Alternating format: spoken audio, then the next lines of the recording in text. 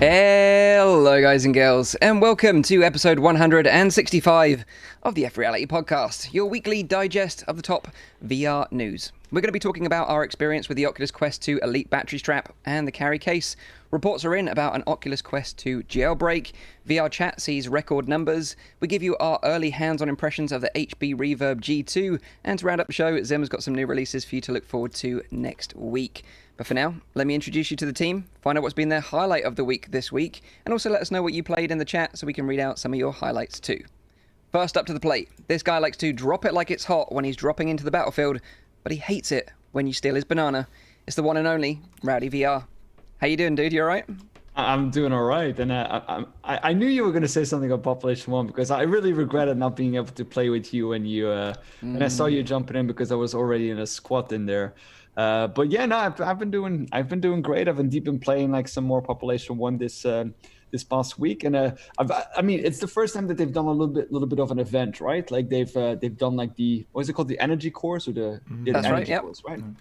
And it works like this: they place like energy cores in the map, and you can collect these energy cores, and you get unique skins once you've collected a certain number of them. I think 5 for a pistol, 10 for an SMG, and I think 20 for the AK skin. That's right. Which is a neat little thing to have added. But again, of course, knowing me, I got immediately frustrated at that because we were in a team of 2 and we kept on getting teamed up with people who had no interest whatsoever into playing the game. The only thing they wanted to do is find a core, drop out, and then do it all over again. And it was like maybe I don't know, we played like maybe 20 rounds, and out of those 20, I think we had like 15 of those kind of players that would just like jump in, get a core, jump out. And it was getting so much on my nerves. And they've also been having some server troubles this week. But nonetheless, I've still been having fun with this game. I like it a lot in terms of like playing it. It's been fantastic, and I saw that you jumped in with, I think it was with Gamertag, right? That you played. Did you manage to get all the energy cores already, Mike?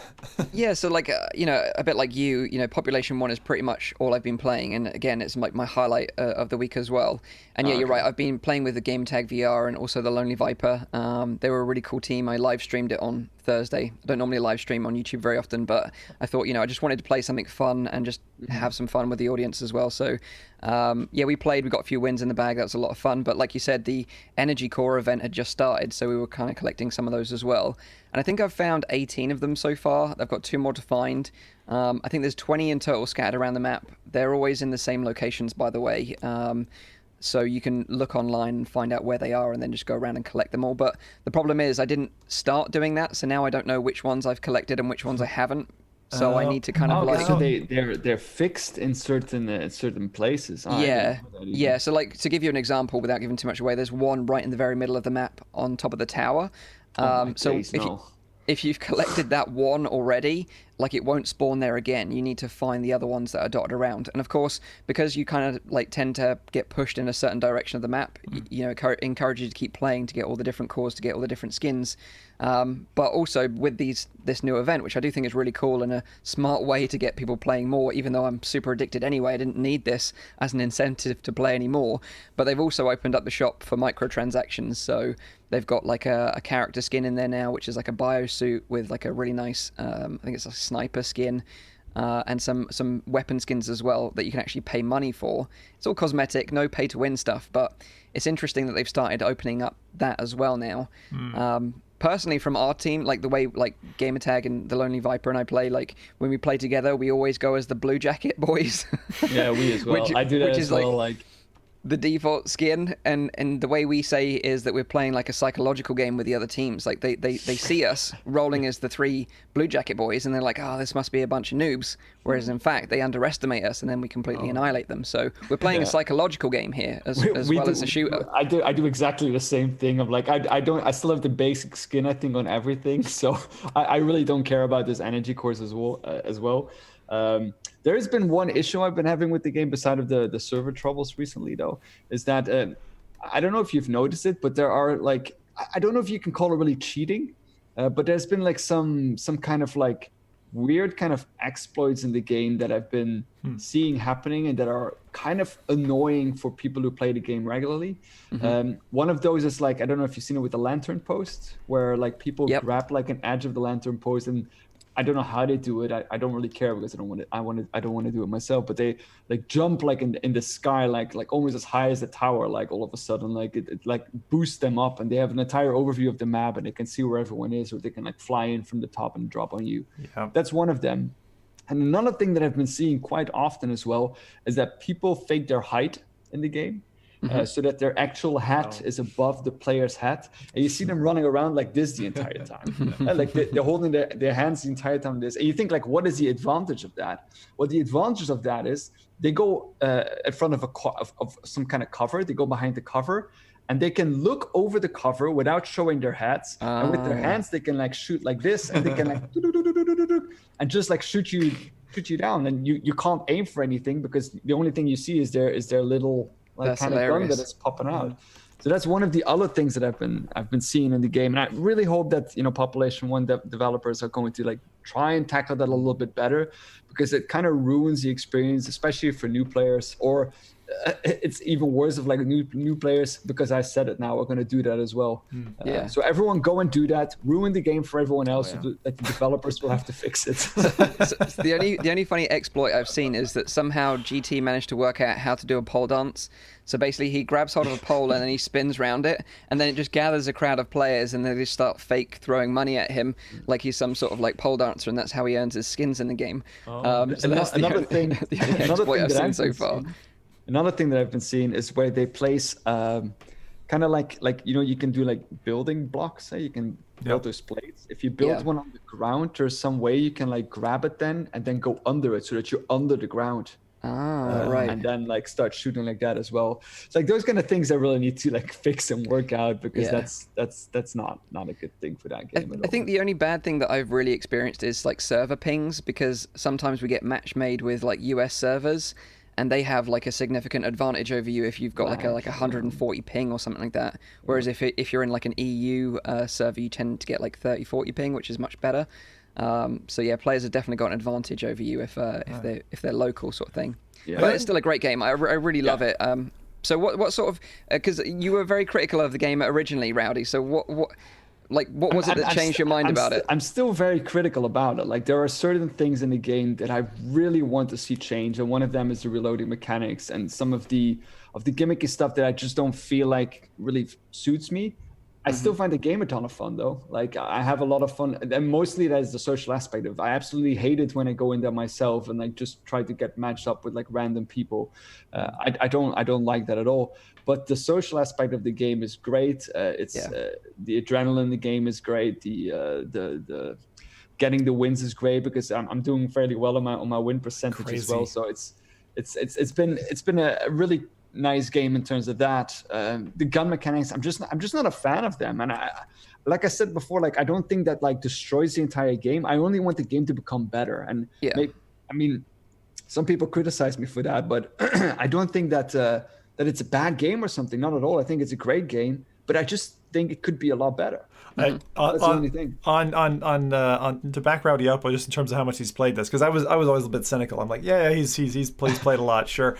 In my scoreboard in Pomp 1 last week, just before the show, I noticed it was like 40 wins for the week, the 125 kills. Rowdy was number one out of all of my friends, all of you included, everybody who we've mentioned so far today. I was like, damn, buddy, like you're really falling down the hole. Quite a bit. I've been playing quite a bit, especially with I team up a lot with Soulman, and to an extent as well with the Lonely Viper. And according to Viper, if that is a reference, I am respectably good in the game. So I mean, if Viper says that's all right? So that's true. What's the community like? Like, what kind of people do you bump into right now? I've had good and bad experiences. Like I've had people, I call them out on that as well, where they use like words that they shouldn't be using, or where they are just being plain out racist in the game as well. Like I've had that, but you have that with these kind of social lobbies anyway. That's kind of like the disadvantages of doing this online, and maybe indeed like when like a bit more of control comes at that. can you report people at this moment? I don't think so, right? I don't think so. No, I haven't seen it. So, Unless you do it maybe through through the official Oculus system, which I think you can do. Course, Yeah. Of course. So maybe something like that, if that like gets implemented, that would be a good thing in a certain way. But I've also had really good experiences with people that are very new to the game, and it's hilarious when you get, because I usually play in a team of 2, and then we need to find a third person to join us. So we go with whoever joins us then, and we often get then like linked up by players who just bought the game because they don't have any friends yet, and it's hilarious to see like they're very apologetic. So yeah, sorry guys, but this is only my second game. It's like, oh, don't worry, we'll get you through. The only thing is annoying is if people don't talk at all. You get matched up with someone who's just, then that it's someone who's just going to hunt for an energy core. That's the number one thing I wish in these social multiplayer games, that you could rate someone. Some years ago Xbox had a system where you could like rate up or rate down a player, and then it would affect the matchmaking. I wish there was a specific like VoIP talking, like this person coordinates, like just some kind of a rating system for that, which you could say after a match and just give someone like this person communicates with other people. Because I think it would really change, because then you'd have people who don't care about talking with others matched with other people like that, and vice versa. And I would love to see that in a system. Like the problem usually is with because it's VR, like I think it's fine if some people don't talk, not to hunt down like some kind of like energy core, but no, of course there are people that they just want to play and they're not necessarily wanting to talk. But the problem is that usually in a 2D game you can just chat and then also join up, even if some people just talk. But in VR it's not like you can just grab your keyboard and quickly say something. There's plenty of people with use some emotes, or I don't know, like add something more to the folks who don't want to necessarily. I think the problem with that is just that it's a team of 3, and if nobody coordinates, okay, but if there are 2 people that want to coordinate and try to like work something out, because you can be very strategic in this game as well, especially because if you're playing with 2, you often need to be a bit more strategic in order to secure the win. And if you then have a third person who gives away your position, or gives away starts wandering off somewhere else, it can be fairly difficult in order to work that out. Yeah, it's definitely like, best played with people and play with them regularly, and then you kind of develop this like team synergy where you know how it's going to play out. Like I know that Viper's always going to hold back and be like taking damage off like opponents from afar, and that gives me and GT opportunity to kind of like push forward as he holds back. But don't ever expect it to get rezzed by Viper. Actually, no. To be fair, I'm doing him a disservice. He did res us a couple of times, but normally, like if you're both down, he's going to go and try and lone wolf it on his own, because he can pull it off. But yeah, it's an epic game. I'd highly recommend it, and I think the community is growing. The fact that it's cross-platform play, there's always a player base playing, and like you say, I really hope that Big Box keep pushing out these events to keep it fresh and interesting, and also like maybe spice up some of these mechanics. I would love to be able to throw GT a magazine for a weapon that he's holding, instead of having to go through a scroll menu and throw it on the floor. That's and also awkward, I still don't get like why, if you on the Oculus controllers, if you use the trigger button, it doesn't show your fingers moving. Like if you for example use the grip button, it will grip entirely, and if you use the trigger button, then it will point, which doesn't make sense in my kind of reasoning. If you want to point, you would use the grip button, and if you want to use this, you would have to push both buttons, right? Like those kind of things are a bit like, I just think that they can be improved and are fairly implemented. There's room for improvement for sure. Is fun. But yeah, it's addictive as hell. Like whoever they hired as a psychologist to get that addictive juice in there, they nailed it. But like I would also say that playing on the Quest 2 is actually really great natively. Like compared to the PC versions. That's what I do. There's very little difference in terms of the graphical fidelity, I really have to say. So yeah, play it on Quest 2 if you can. It's awesome. Yeah. So that's Rowdy and I's highlight this week. Population 1, another one. What about you guys? Let's introduce our next fellow. This guy, he's been collecting some rare Beskar metal to forge his own Mandalorian armor. It's our blonde brother. It's of course Nathy. How you doing, dude? What's been your highlight this week? Mandalorian, yeah, it's amazing. I love that show. I love it too. Who did like a Baby Yoda, man? Like I would die That's for why I'm him. watching. I mean, Yeah. you know what I think is so awesome about this show is that the actor who plays Mando can act through his helmet. I know what he's thinking. Well, he's just wearing a helmet. Yeah. But you just know what he's doing. So the way he moves or the way, I don't know, it's impressive if you can act with a helmet on without really seeing anything, right? It's weird. So every time I'm like, oh yeah, I see. And we're thinking the same way. But yeah, that has been one of my highlights for sure. I haven't really done much VR, to be honest. I've also, of course, watched the elections. Has been going on for a long time. I didn't think it would take a week. And besides that, of course, I played around with the HP Reverb G2, something we will be talking about later. Yeah. Played some games that you play to kind of test it out. Some Half-Life Alyx, some Beat Saber, things like that. And yeah, besides that, there's not much else I have really been doing. That's fair enough. I'm looking forward to December to play some, let's say, well, kind of like AAA titles in a Medal way. of Honor? Medal of Honor, yes. And I think also Sniper Elite, right, is coming around that Can't time. wait. Something that I'm maybe even looking more forward to. I'm just hoping that those games are gonna kind of be a good end of the year, because as we had like a whole conversation last week, content-wise, I didn't think there was that much to play this year compared to other years. So yeah, hopefully Medal of Honor is gonna deliver. I also think it's great that this game is coming out on all platforms. It could have been an exclusive, but it isn't. So it's great to see that everyone can enjoy it. Besides PlayStation VR. Even Oculus Go owners? No? Yeah, no. Maybe 3D hat? No. So yeah. But yeah, I think it's difficult, like for everyone. Releasing any content right now has been extremely tough. So like hats off to like the Pop One devs, Big Box VR for releasing Population 1 during this pandemic, and we're going to be talking about games that have been delayed, later on in the show. And I think we probably will see an even drier patch where, devs have had to kind of recalibrate, readjust to working remotely and stuff like that. So, we totally feel it, that it's disappointing, of course, because we're just avid gamers and we just want to consume more, but we do understand, this time is unprecedented for everyone, including game developers. So we understand that there's not a steady stream of content right now. Well, it's weird because if you look at like last year, for example, like I played way much VR than this year. Of course, also because of the pandemic, it's not like I always feel like I want to play video games. Video games can be an escape too, but we never thought that the pandemic would take longer than, well, we're almost a year in now. So it's like now you're also trying to find other hobbies. Like I spoke to so many people that had all these new hobbies that I'd never heard of before. Where we were first, like all these kids as well, they were celebrating like, oh, I can play Fortnite all day. Hey, no. But now it's like, man, I've been playing way too much Fortnite. I need to find something else, right? Have you guys picked up any hobbies then, like pandemic hobbies, like new things that you've been into?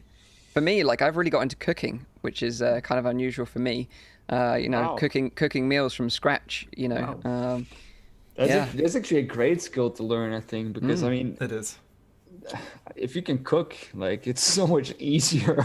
Yeah, it's been great. Life Like has just been so much easier. I've been eating very well. Like, I don't know if you can tell, but like I've put on a few COVID pounds, but at least it's good food. I've been cooking, so that's been nice. But what about you guys? You picked up any new skills? Selling. I've just been working and playing Population 1. Fair enough. Selling, you say, Zim? I'm one of those guys who I've got probably the first chassis, the first monitor, the first hard drive that I ever bought 20 years ago. You know what I mean? Like I hang on to my tech and I recycle it. But like more recently, it's like I gotta clear out. I gotta clear stuff out. So I've sold, I don't know, about 800-900 pounds worth of like VR equipment and stuff, various oddities, and I've got loads more. I just boxed up my Rift S because I'm like, and I didn't expect, a year later to be like literally boxing up a perfectly good, nearly brand new headset and be like, okay, time to go away, buddy. But the thing I hate most is having equipment that is like next gen equipment sitting doing nothing. I hate that. I think that's just like a sin. And so for someone who's so like into that fringe technology, I can't just the soul in me said it's not about the money at all. It's just about I can't let this sit here and do nothing. Yeah. That's it. That's understandable. Like I boxed up the Rift S and my original Quest just a couple of days ago actually, and putting the Rift S away, like you say, I was quite sad because like I know it didn't get much love, but I actually really liked that headset. You know, it was a good headset. But the Quest 2 is the one that kind of rules them all now. Yeah. It's weird because like you're so into this whole VR thing, especially because it's your work as well. So it's like you have a hammer that you have been using for 2 years or so. Yeah, exactly. And you put it, it's like, okay, I got a new hammer. To your hand. I did the same with my Quest. I was like, okay, you just sit here and I might pick you up one day, but it's gonna be rare. It's gonna be rare. But yes, also selling a headset isn't necessarily a bad thing. I feel like if you're like planning to sell your headset, then don't wait for too long because those things drop so quickly. Like I still had a Vive Pro laying around. Like no one wants it. No one wants it, and if they want it, they want it for like almost nothing. Yeah. It's insane. So yeah, if you got something laying around, sell it. And then buy something new in return. Or donate it, you know, if you've got a friend or a family member, maybe they live alone, give them a VR headset. Wow, you're opening up a whole new social aspect for them. True. Being stuck at home, so that'd be a nice thing to do. Yeah. But maybe I should introduce our final host this week. Next up, this guy loves Lycra, especially when it's in his favorite color. Chroma green, of course. It's the human Hypnotoad himself. It's the VR streamer, Zimtok5. How are you doing? What's been your highlight this week, Zim? Oh, God, yeah. The old cyber suit, I broke that out again. I had, with new audience members coming in, you have to introduce them to certain things like that and my Skyrim helmet and stuff like that. So I've had some fun with my props, as a good streamer should. But the highlight of my week has been not too far off the track of what we were just talking about, which is I think I mentioned last time that I'd shipped my father the extra Quest 2 that I had. And he's not a gamer. He's pretty much as anti-gamer and pretty much technophobe as you can get. Like he gets frustrated at the second menu on a Nokia. You know what I mean? Like it's not it's not good. And even when I was kind of getting very excited about the Quest 2, having had it for a couple of weeks, and he basically asked me the question like, is VR for me yet? And I said no, still it's just not there yet. And to my surprise, what's that? It's cool that he's interested in it though. Well, this is the thing that I mean, there's two sides to this. There's the gamer side of me who grew up with parents who were both pretty much like, gaming's gonna, like, it's a total waste of your time, don't do that. And I've gotten a wife and so many good positive things out of gaming, and I love that. But it's always been a little bit like a disappointment for me that I don't have the wind in the sails from parental support and that. They're like, believe in your dreams and that kind of thing, but it's clearly not something that they're emphatic about. So getting to play like 11 and Racket Fury and a bit of Star Trek Bridge Crew with my dad just was a great way to like socially connect from afar. We're the kind of guys who, when I was growing up, I'd go into the front room, he'd be in front of the television, we'd just chat for like an hour, 2 hours. We'd be up late. We're both like non-sleepers. We would just be up till the hours talking. And this week has been just that. It's been playing until both of our Quest batteries have died. It's been returning to that. I remember when we were living in Alaska, we had a ping pong table there, and he used to teach me the tricks. And he had this great like backhand top spin smash or whatever, which he can pull off perfectly in VR. And he's just schooling. Wow. He's actually schooling me in it with his real life skills. And it's fantastic to experience that again, see him light up about it. We went into Bridge Crew and we were trying to figure out how to get a match going together and that, and then some drunken Scot jumps in and he starts showing my dad how to put the finger in the whole thing. I'm like, oh my god, this is like incredibly embarrassing. But these are moments that we're both going to remember, and now he's going into like the 360 stuff, like National Geographic, and like really getting into some of the more terrestrial apps. And I've just got, I don't know, this is probably one of the highlights of my VR career, just getting someone who I care about so much now emphatic about, the platform and thinking about buying multiple headsets. It's crazy. It's like my world has been turned upside down. I don't know, but it's like, as I said to him, it's honestly a dream come true for me. And it's great seeing him excited about it. And it just shows that like VR isn't just for gamers. It's actually taking and virtualizing a fair chunk of like real life, and allows you to do that remotely, where right now I can't get on a plane. I can't go to Cork and visit my parents, so he's actually been like really enjoying it as well. Really enjoying it. Yeah, he has. I mean, I think we both got frustrated yesterday because we spent an hour and a half realizing that Star Trek Bridge Crew on Quest, and this is a warning to anyone who's really keen on doing that, is broken. Can't. There's a few things are wrong with it. So first off, they pulled off the voice command servers about a year ago, so that's gone out of the game. But like we couldn't even in the first training mission get the ship to go into warp because there's some kind of a conflict in giving orders.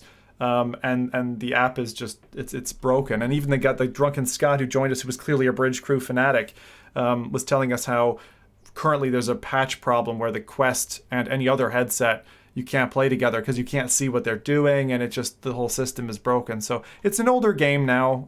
It was great when it first landed. It's sad that it's kind of a bit broken, and I would hope that Ubisoft would come in and kind of fix those things. But it doesn't taint the overall experience I've been having. I've just, I dropped my streams for the last like 4 days, and people there must be like, where's Zim now? But I just, when like real life matters more than even your passion project, that's where I'm sat right now. And any night that he's like, let's go for this, I'll just stop my show and I'll go play with my dad. It's so great to hear. If Bridge Crew doesn't work, just send them an invite to my Population 1 group, and then we'll drop them. You can carry him, yeah. But it's funny, I also, my dad got a Quest 2 recently, and my brother did as well. So we've been meeting up in VR as well and sort of socializing that way, which is really great. Yeah. We should, like we said on the last week's show or the week before, we should all get our dads together and get them in a video. That would be hilarious. That would be so cool. And the thing I was going to say is, and again, thank you again to VR Cauldron for mentioning it, but the same account multiplayer it works so great. I mean, we're going to do a session tomorrow, like with my daughter and wife and dad and me playing, not all on the same account, mind you, but like playing miniature golf together and walkabout mini golf, like those kinds of things. Like we can't go to a place right now. It's impossible, right? We can't get together in the same place and do that. This allows us to do it. Amazing. Nice. Yeah. So what about the chat, Nathan? Has the chat been up to anything interesting this week? Yes. So we have Dale, who played Final Assault and the new In-Depth Unchained update. Anyone knows what that update is? Yeah, it's a quality update, bringing it to like PC quality visuals, lighting, and stuff like that. So if you're into In-Depth, this is their maybe slightly late in the game, but quality patch for Quest 2. Nice. Yeah. It's funny, if I think about that game, I just think about the fact that they first made that Mount Everest experience and then went for this, and it's like, how? Soulfire Studios. Then we have TTTV, who has been playing Beat Saber, Population 1, and some side quest stuff. And last but not least, we have Bato UK, who played just a bit of Assetto Corsa on Zim's Racing Sunday. Fun. Nice. And a bit of Gorn. I think Gorn is also still coming to the Quest at some point. I saw him like hinting to it. But I don't know when that's gonna. Don't have a date.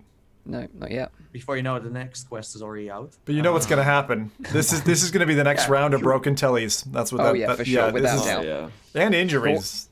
Gorn is like a house destroyer. That is. Oh, I forgot to mention. Was that called like a light fixture or kind of like a chandelier, but not really a chandelier? Yeah. I was Go on, Zim. I was going to mention, I was so proud of my dad. He threw his controller across the room because I forgot that Oculus are going to hate me because I'm the guy who was always in the booths, and I'd have someone come up to me and be like, Zim, you got to wear the straps, and everyone knows always. I'm the barebacker of the group. Like I don't wear the straps. I just don't. I don't believe in it. And the same thing with phone cases and stuff. But like You don't believe in it? He no, likes to live dangerously. it's the engineer in me though. Like you know what I mean? Like an engineer has designed a controller to fit the human hand. The same thing like a phone. Most phones, unlike my current one, which unfortunately I have had to crumble and case up, which is terrible. But like when you coat a phone in glass on both sides and it breaks terribly. Look at that. Rowdy's got his off. There you go. Perfect, Rowdy. There you go. I never used them either, actually. But you don't need to. You don't need to. And Don't need to. Come on, guys. We can't tell people to not use this. Let me shorten the story. I'm not saying don't use them. I'm definitely saying use them. Definitely use them. But what I'm saying is my dad is one of those guys who drops stuff. Like he breaks stuff, he drops it. Like he needs, and I totally just skipped it in the intro because I'm like, I forgot, you know. And he tried to do one of those smashes across the table, and he chucked a controller across the room, and he couldn't find the battery door after it. So I was just very happy, very happy. This is a classic moment as like, do as I say, not as I do. Exactly. Yeah. Be careful. You don't want to launch your controller at your TV and break like £1,000 TV or whatever. But it's coming. You know, Gorn is gonna hurt some. It's gonna hurt some people. It's gonna hurt some equipment for sure. Be careful. Be careful. Right, whilst we're on the subject of Quest 2 controllers and accessories, let's talk about the Elite battery strap. As this is something that arrived this week for me. I don't know when Nathan got his. Maybe last week as well? Yeah, last week, yeah. Anyone else got the Elite battery strap here in the group? The battery strap, no. Okay. Best timing ever. So yeah, I actually bought one from an eBay reseller who had hiked up the price, by the way, because they were rare to get hold of anyway. When they first launched, they were in short supply. Most retailers were out of stock. But then recently they completely removed them from sale because the official Elite straps were breaking, which we talked about on a show, I think 2 weeks ago. Personally, I've not had any issues with the Elite battery strap or the Elite strap breaking, but obviously there has been numerous reports online, so enough for Oculus to take it seriously enough to remove them from sale. So yeah, this was a boxed one that I found on eBay. Hadn't been opened yet, so I just rolled the dice and bought it, and it's been fine so far. But if you didn't know, the Elite battery strap, it only comes bundled with the case, like the official Oculus Quest 2 case. It's the only way you can buy this thing, which is really cheeky, I think, in my opinion. You can buy the case separately, but you just can't buy the Elite battery head strap separately, so you have to buy it as a bundle, which works out about £120, same in US dollars, although I think I paid £160 for mine on eBay. Ow. And how long does it last you then? Okay, so you're looking about sort of 4 to 5 hours in total playtime, which I think is pretty reasonable. That is with the Quest fully charged, or is that okay? Yeah, both fully charged. Like 4 to 5 hours is a pretty good indication of what you'll get. You know, like, and that's like playing like virtual desktop like straight for 5 hours. The biggest question I have. Yeah, go on, Brad. You first. Okay. The reason why I'm asking is because I talked about this battery pack that I had last week. So I've been playing. What I did was I fully charged this one this week, and I didn't like top it off, and I did the same thing with my Quest. So for the entire week, I had only this and my Quest, and I played at least for 10 hours using my Quest 2, and this thing is actually still at like about like 40%.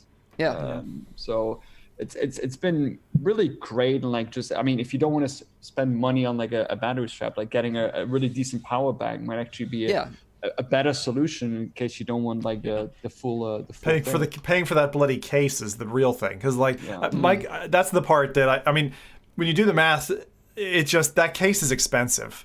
And I think it's the weakest of the Oculus cases that I've seen so far. Like, I'm not a huge fan of it. The one thing I do like, the one thing I do like about the case is the ability to kind of drop the controllers in. As long as you don't have the controllers, I've got them modded now, but like the ability to drop the controllers in is a lot easier interaction than it was on the Quest 1 official case, which was a snap-in. I preferred the old way. I felt like they were more secure that way. Yeah, but it takes you more time to in and out, right?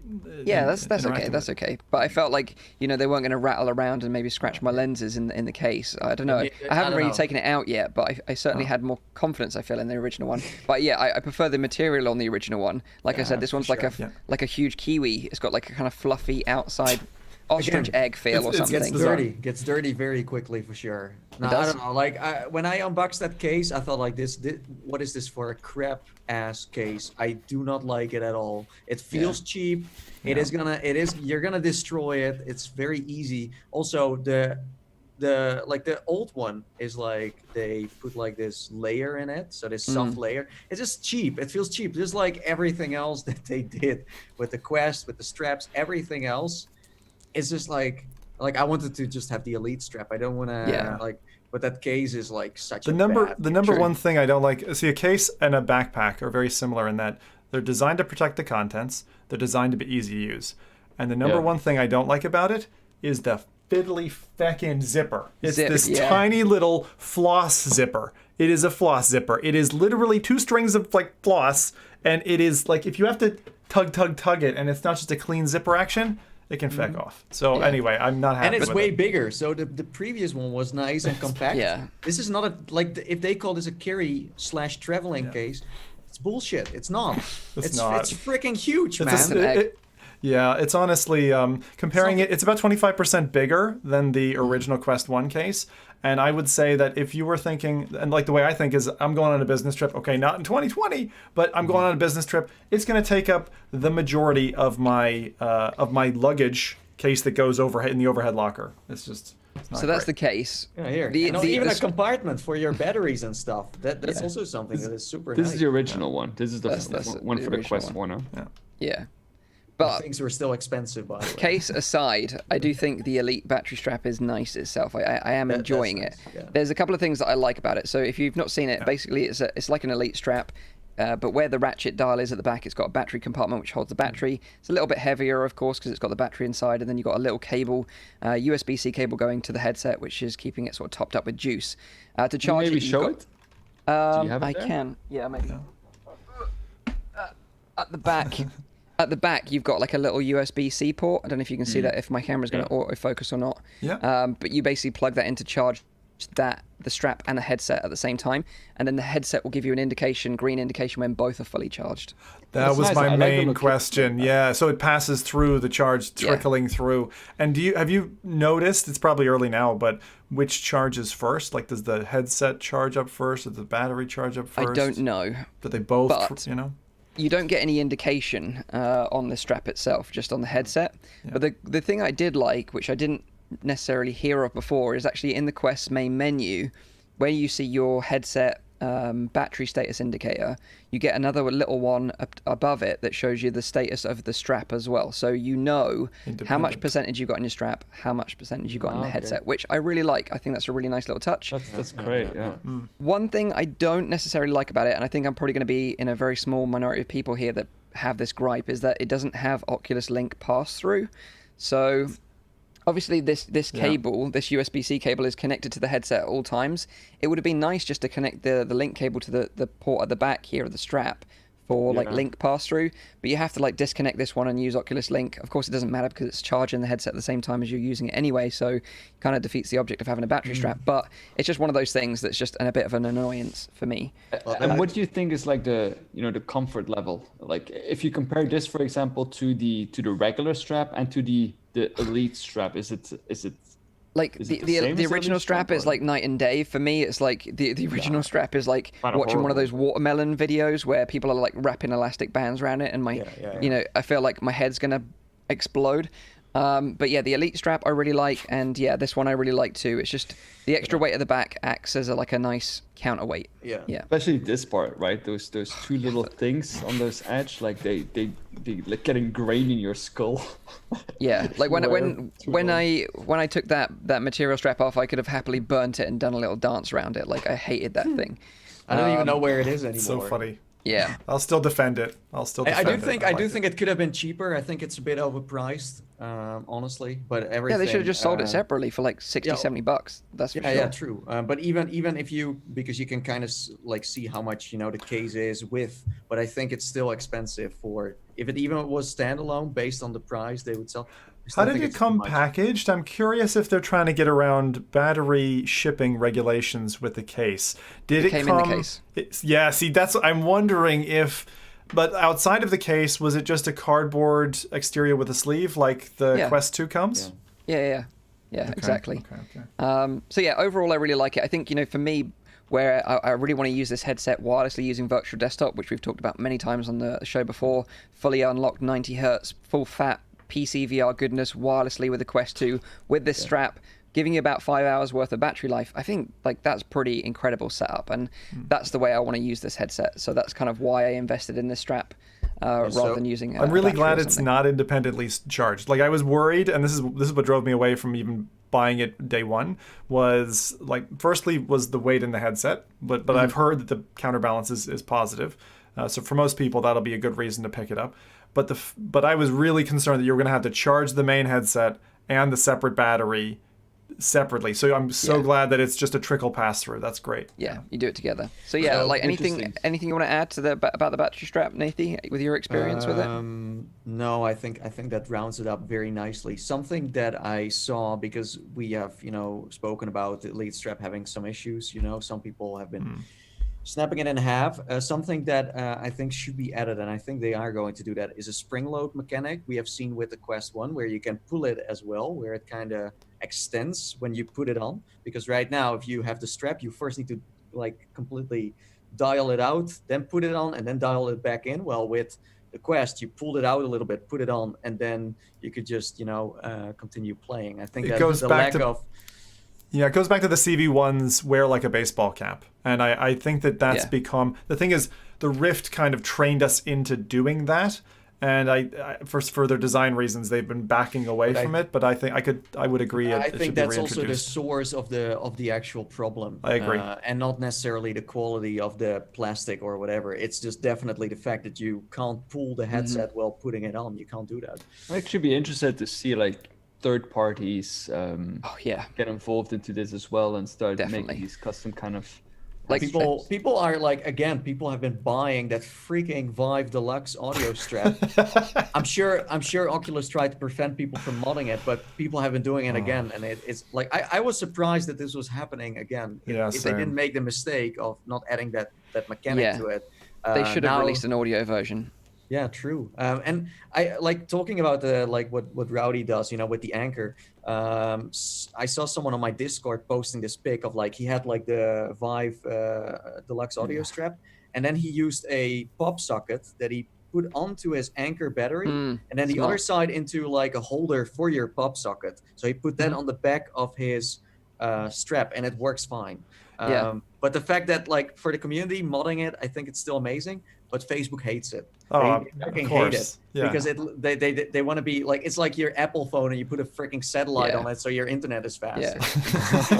They need to do a better job then. They need to do a better job. They do need to do a better job. And also they need to drop the prices because you pay too much money for something that is just too cheap.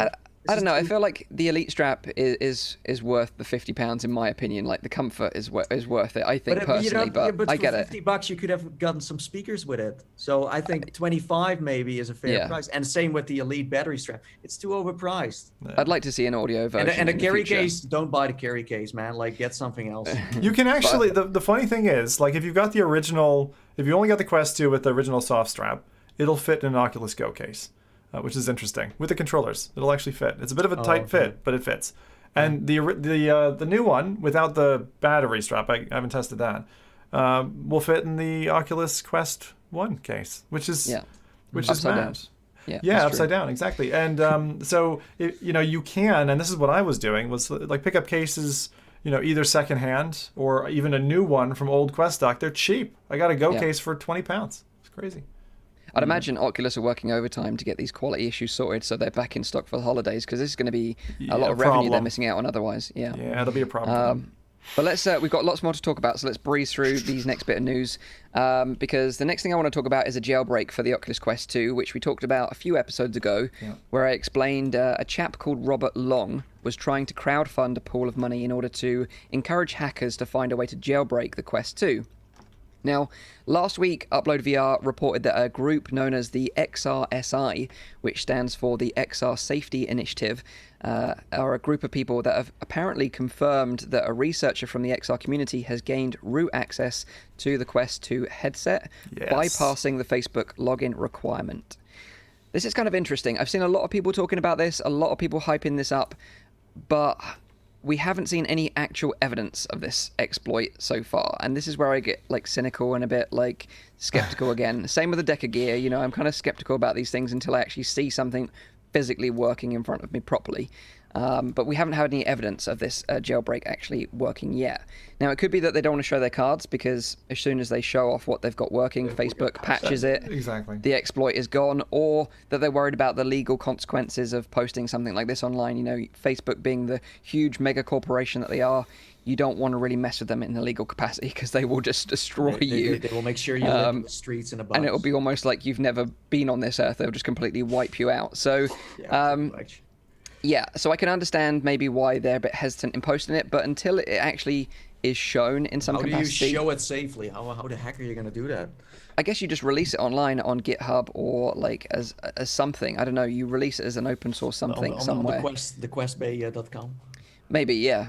But the thing is as well, it got me thinking, like, okay, let's say if you could bypass the Facebook requirement, which I think a lot of people out there would be happy with, because I think, you know, from all the tech reviews that I've seen from like mainstream tech media, is that they love the headset, they hate the requirement of the Facebook requirement, and I think, you know, we kind of share the same thing. A lot of us kind of made our peace with it, if you know what I mean. It was annoying. We kind of thought, well, it's one of those things we have to deal with. Unless we just shut ourselves out of this new tech completely, we don't really have much choice. So we kind of made our peace with it and just dealt with it, and now we're in it.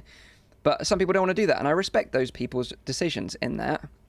But the thing is, if you bypass Facebook completely with this like jailbreak, for example, that kind of means that you lose access to the store. And the store is kind of one of the great things about the Oculus ecosystem. You know, whether you like it or not, they've got a great store. It's curated, but you get some high quality content on there. And would only really leave you with sideloading content as your only option. And I love SideQuest, don't get me wrong, and there is some amazing content on there, Pavlov, Hyperdash, some great examples, but that's not going to keep you going forever. And what if that the online functionality is kind of like neutered in a way by doing this? So I really wonder, is a jailbreak going to be useful in any meaningful way in the future? I don't know what you guys think about this. I think, well, first of all, I think it's good that people are able to jailbreak it for other reasons than getting access to, than bypassing the Facebook security system, because, you know, it gives access to other things as well. But I don't think it's like a consumer-friendly option for like exactly the reasons you just outlined, is that you lose access to probably, you know, the best virtual reality store that you have right now with like Oculus exclusive games. And as long as you have Oculus exclusive studios that are making these kind of games, it's probably from a consumer perspective not really beneficial in order to jailbreak your Oculus Quest, because you'll lose access to probably the best content on the platform. But then again, like, you know, bypassing security and these kind of measures and bypassing the Oculus Facebook system does give access to doing other things. Like, for example, what are the kind of methods that they're using in terms of the technology that is in there that might give some insights into that, or, you know, like. There are other advantages that I can think of, and then these kind of exploits are you know, being built up that maybe eventually they'll get access to an Oculus store as well. I don't think that is likely, but you know, you never know. I just want to address something in the comments quickly, because Crash says, you lot here on F.Reality are bound to say do not do it as Oculus supports some of you, and that is completely rubbish. Like, we're completely impartial, believe it or not, whether you like it or not. Just to say how it is, yeah, we receive hardware for free and we get content for free, but like, you know, we just tell it how it is. You know, I wouldn't recommend anyone goes out there and jailbreaks their headset. Is my point. And I think if you look at the episodes that we've done and the guests that we've had on, I think that we've been very critical of all of the stuff that Oculus has been doing. Honestly, I wouldn't be surprised if, because this is just a, you know, if it really got jailbreaked, it's just a start. You know, piracy is a thing too. I do not support piracy, but there must be a way where people can just get the files from the store or buy the game once, extract the files. It's like back in the days where you know, had an Xbox or even a Nintendo DS or something. You know, you put like a cartridge in it that was completely burned, chip it, and you could just play everything. So I wouldn't be like piracy in that sense of like getting to download games on like a store that is then maybe still online, but it's just running on its own servers, is a possibility. This backdoor stuff is really important.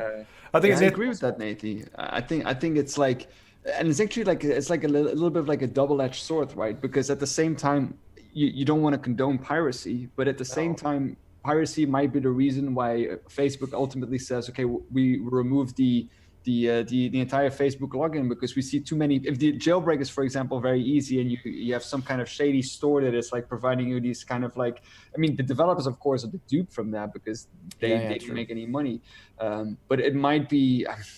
It's you don't know. But look at history. Look, that happened to Apple. That happened to all these other platforms. Did it stop them with their strategy? No.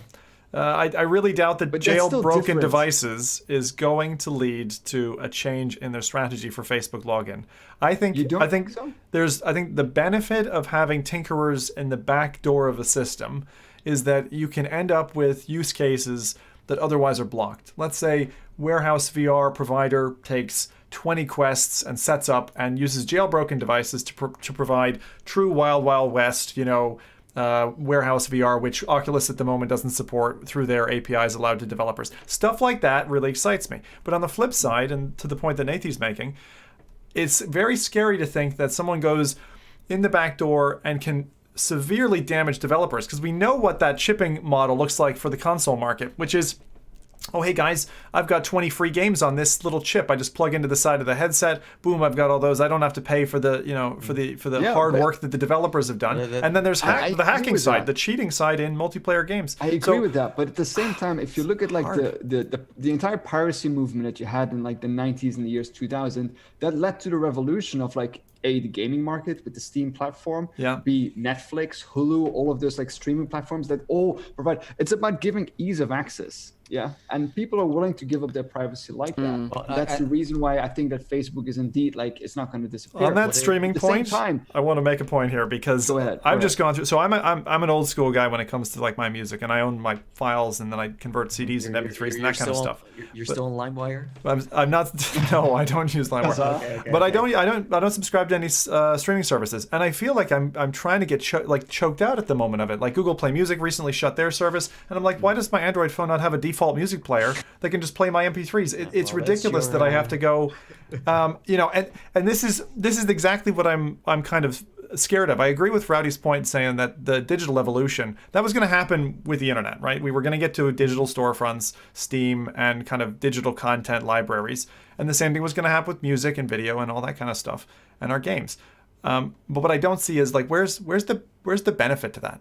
Like, is it just the end user experience, like the ease of use? Is that what you're thinking? Yeah. I think that's the main thing, the ease of use. But the problem that we're seeing now is that in order to see everything that you want to see, because all of these platforms have become so big, if you look at the music platforms, if you look at the video platforms, if you, for example, want to watch The Mandalorian and you want to watch Game of Thrones and you want to watch, The Punisher, you need like 3 different kind of streaming services. And what you see is that, again, you see a piracy movement coming out of that offer a solution that provides all of these 3 things together in just one platform, and you don't even have to pay for it, and it's just as easy. And that is becoming, and I think that is becoming a problem for creators, like people who are making these kind of series, actors, developers, whatever it is. Well, that's why. But at the same time, it's a problem in the industry, and it's a fundamental change that needs to happen there, allowing ease of access. People are willing to pay for that. People are not willing to pay 3-4 times for it for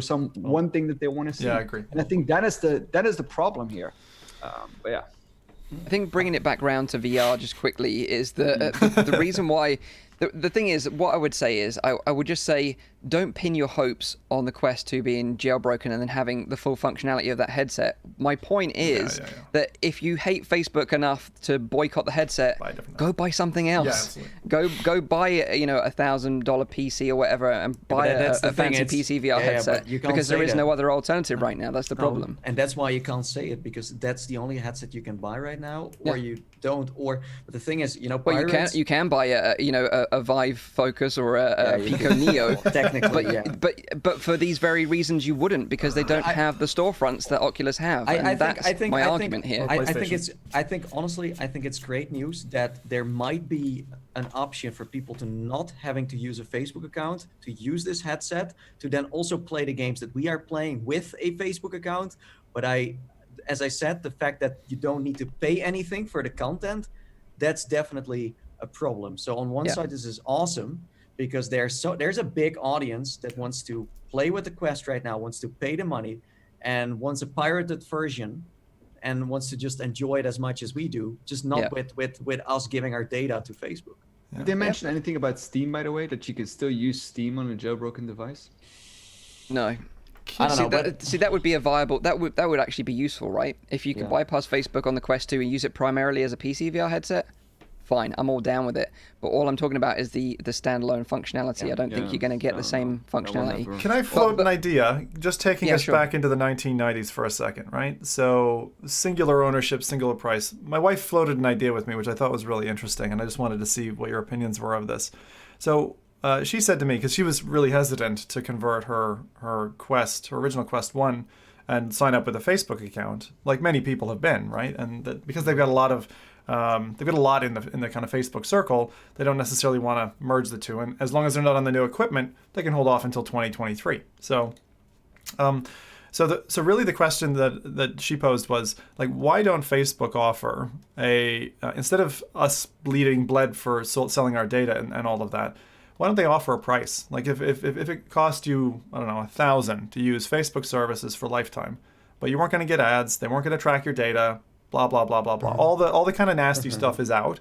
Like, would you be interested in that? Would you pay for that? And the same thing kind of extends here, which is if you could buy a Quest 2 for the full hardware price, that's not undercut by the fact that they're selling your data, connecting it to Facebook. If you could buy a tetherless, like a region unlocked phone for double the price, for $600, would you? Is it still a compelling sale at that double the price, for the hardware? And I think actually, I think there's people out there who would go for that. There probably is. Yeah, there probably is. Problem is just that Facebook will never do that because that's not their business model. That's not their business model. That's the problem. The amount of money that they could charge you is peanuts compared to the money they make of you. But again, I just kind of wanted to reiterate that we don't have any evidence that this jailbreak actually even exists at this point. But my point was that a lot of people are hyping this up as like the holy grail of like this is the Quest 2's future, when really I don't think it is, and I just think you should be aware of that. But obviously, as soon as we get more information and we see some actual evidence, then we'll keep you all updated on the show. I mean, if you do not like Facebook, then this is a great hate symbol to use. So of course it is. Of course it is. But piracy, it's interesting for sure. I'm very curious. I'm really hoping that this is actually true, and we're gonna see some options there for people who want to use Quest in a different way. Yeah. So that is some news about supposedly jailbreak, but we'll get more information to you when we hear it. Next up, some news from our friends at VRChat, which was reported on by Road to VR this week. According to SteamDB, which tracks users in games and experiences on Steam, VRChat broke a new record for their concurrent users, reaching over 24,000 concurrent players last week. This is pretty cool. Originally, they saw a spike when, sort of VRChat went viral, with like Knuckles memes and all that kind of stuff. That it was like a similar sort of spike then, about 20,000, but now it's kind of like slowly built up over time, and now it's like almost a consistent level of 24,000 players playing, which is pretty amazing, really.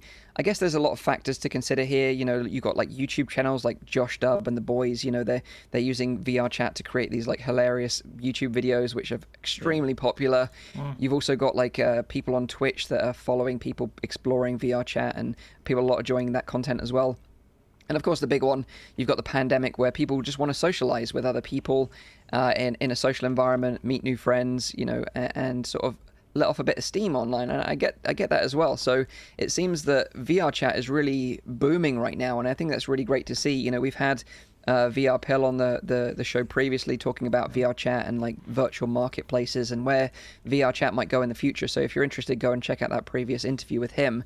But what do you guys think about VRChat, like especially for people isolated at home right now and using it as a social outlet? Yeah, I mean, I wasn't very positive on VRChat initially, but after a few very positive experiences with it, I like the app. I think it really underperforms. I think the Quest version still, it lags in most of the scenes. It's like, it's not the best like Quest app to go and socialize with other people, but if you want like everything and anything to do, like from board games to 6-hour horror episodes to just art or hangouts like going into a nightclub, VRChat's pretty awesome. And the fact that you can really customize your character and be you, whatever that version of you want to be, I think it really deserves some chance. And I think the thing that will put people off it is probably the first handshake in VRChat is bound to be one that's maybe a little bit rude. But I think if you give it its kind of time of flight, I think you'll probably end up finding something you like in there. Yeah. That's good. That's good sort of summary there. But I think, as the technology evolves, we've seen with the HP Reverb G2 Omnicept edition, which we talked about on a previous show, talking about the G2 very shortly, sitting right there, is that, with face tracking, eye tracking, with the Deca gear, more sort of intricate muscles moving around your face, that's being tracked as well. I think when we get to that level, when people are doing full body tracking, facial tracking and everything, it's going to get super, super interesting. And I think that's when it's going to go even crazier, because people can really express themselves in greater ways than in VR, where you're kind of limited right now unless you want to spend a lot of money. Yeah, and I also think like VRChat doing so well, like the team behind it, like we had Bill on the show, and he said that they were already working remotely from the start, so they're super flexible in that sense. Because you could think like, oh, VRChat just works on itself, but there are people moderating it. There are people constantly make sure that the servers are up and running, that things get updated. I mean, a couple of months ago, they had like a complete like UI update that is really nice. So yeah, it's like also the people behind it that are working hard. It's not only the YouTubers who are hyping it up and the Twitch people. Like I do think that the latest spike came from Among Us. Because you can pretty much play Among Us in VRChat and also Fall Guys. So VRChat has become, as you said, a place to meet, but it has also become a form of entertainment. It's almost like for some people, it's a program that they use to, make content with. It's a living meme as well. I mean, that's it's a meme machine. VRChat is like literally the closest that I've found to going in. Like Altspace doesn't have that. A lot of the other social apps like VTime and all these other things, they don't have that kind of flavor. But this is like you step into a meme, and as long as you're prepared to step into a meme, it can be a bit violent or erotic at times. Then you're fine. You're going in loaded. But it's an exciting time. And it's it's the most ancient app of all apps that you can find. Like we have seen other apps trying to do the same, like Sensar, Janus VR, for example, but even Facebook themselves with Horizon, right? With Horizon, they try too, but VRChat seems to be like it's getting carried by the community, and that's something that is just making it so awesome. Yeah, and it's free. That's the most amazing thing about VRChat. It's still free. No microtransactions either. No. For example, a Rec Room and those kind of apps, they have, of course, cosmetics, but still, there's the market, of course, that Bill talked about, but that's still something that the community came up with. Yeah. But I think as well, like we've only just scratched the surface in seeing what kind of content the community starts making. When we talked about the devouring on previous shows, that horror experience with you guys was just so amazing. And the fact that was built in VRChat by VRChat community is a real testament to see, what sort of creativity is going to come out of that in the future. So, hats off to VRChat. I think they're absolutely killing it right now. Just topped their record for concurrent users. So congrats to them. And looking forward to see what happens in the future with it. And what's interesting too is that HTC is invested into VRChat. So this is also a win-win for them. Great. So that's some news about VRChat, a little update there. And the final bit of news this week comes from Vertigo Games, the developers of Arizona Sunshine, with an update of their latest zombie shooter in development called After the Fall, which is planned to come to Steam VR, Oculus Rift, and PSVR. Now, the game is set in a post-apocalyptic frozen LA where you're up against these kind of like snow zombies. They're called the Snow Breed. I played an early version of this game back at Gamescom last year. Nathan, you played this one as well at Gamescom? And you boys... E3. Yeah, we got to play it at their studio as well. We got to play at the studio, yeah. I thought it was, it had a lot of promise, being that kind of... and scratching that Left 4 Dead itch, because it's a 4-player online zombie shooter. But it felt a bit arcadey for me. I think you guys kind of shared the same opinion. Yep. Am I right? Yeah. They had some neat weapons, like a multi-lock rocket launcher that would fire off. I mean, that was pretty cool. That was awesome. So I think they could go either way with this one. It felt very much like The Thing in terms of the environment. And the gameplay, as you said, felt a little bit like Left 4 Dead with some crafting kind of shoehorned into it, which I thought maybe was unnecessary if they wanted to really go for the kind of fast-paced co-op that the game was really touting for. So it'd be interesting to see what game design decisions they've taken. Right? Yeah. Like enormous hordes in this game. I don't know. It like- felt like just Arizona Sunshine all over again with just a reskin and not really innovative in the sense of what you were playing. One thing I liked though, right? Did you guys notice this as well? I liked, and I don't know how they're going to work this out with the performance, the bodies. Like when you killed things, they piled up. Bodies of zombies, hordes of them were collapsing on top of each other, and they were just stacking up. And when I asked one of the developers, this is when Rowdy and I were invited over for their anniversary, their 10th anniversary for Vertigo Games, and we saw in their studio this game. I was like, how's that going to work? Because most games have a problem with performance. And like, oh yeah, we haven't really worked that out yet. It's like, okay, so if that makes it to the final cut, great. If they've managed to solve that, I want a zombie game where they don't have disappearing corpses. That sounds cool.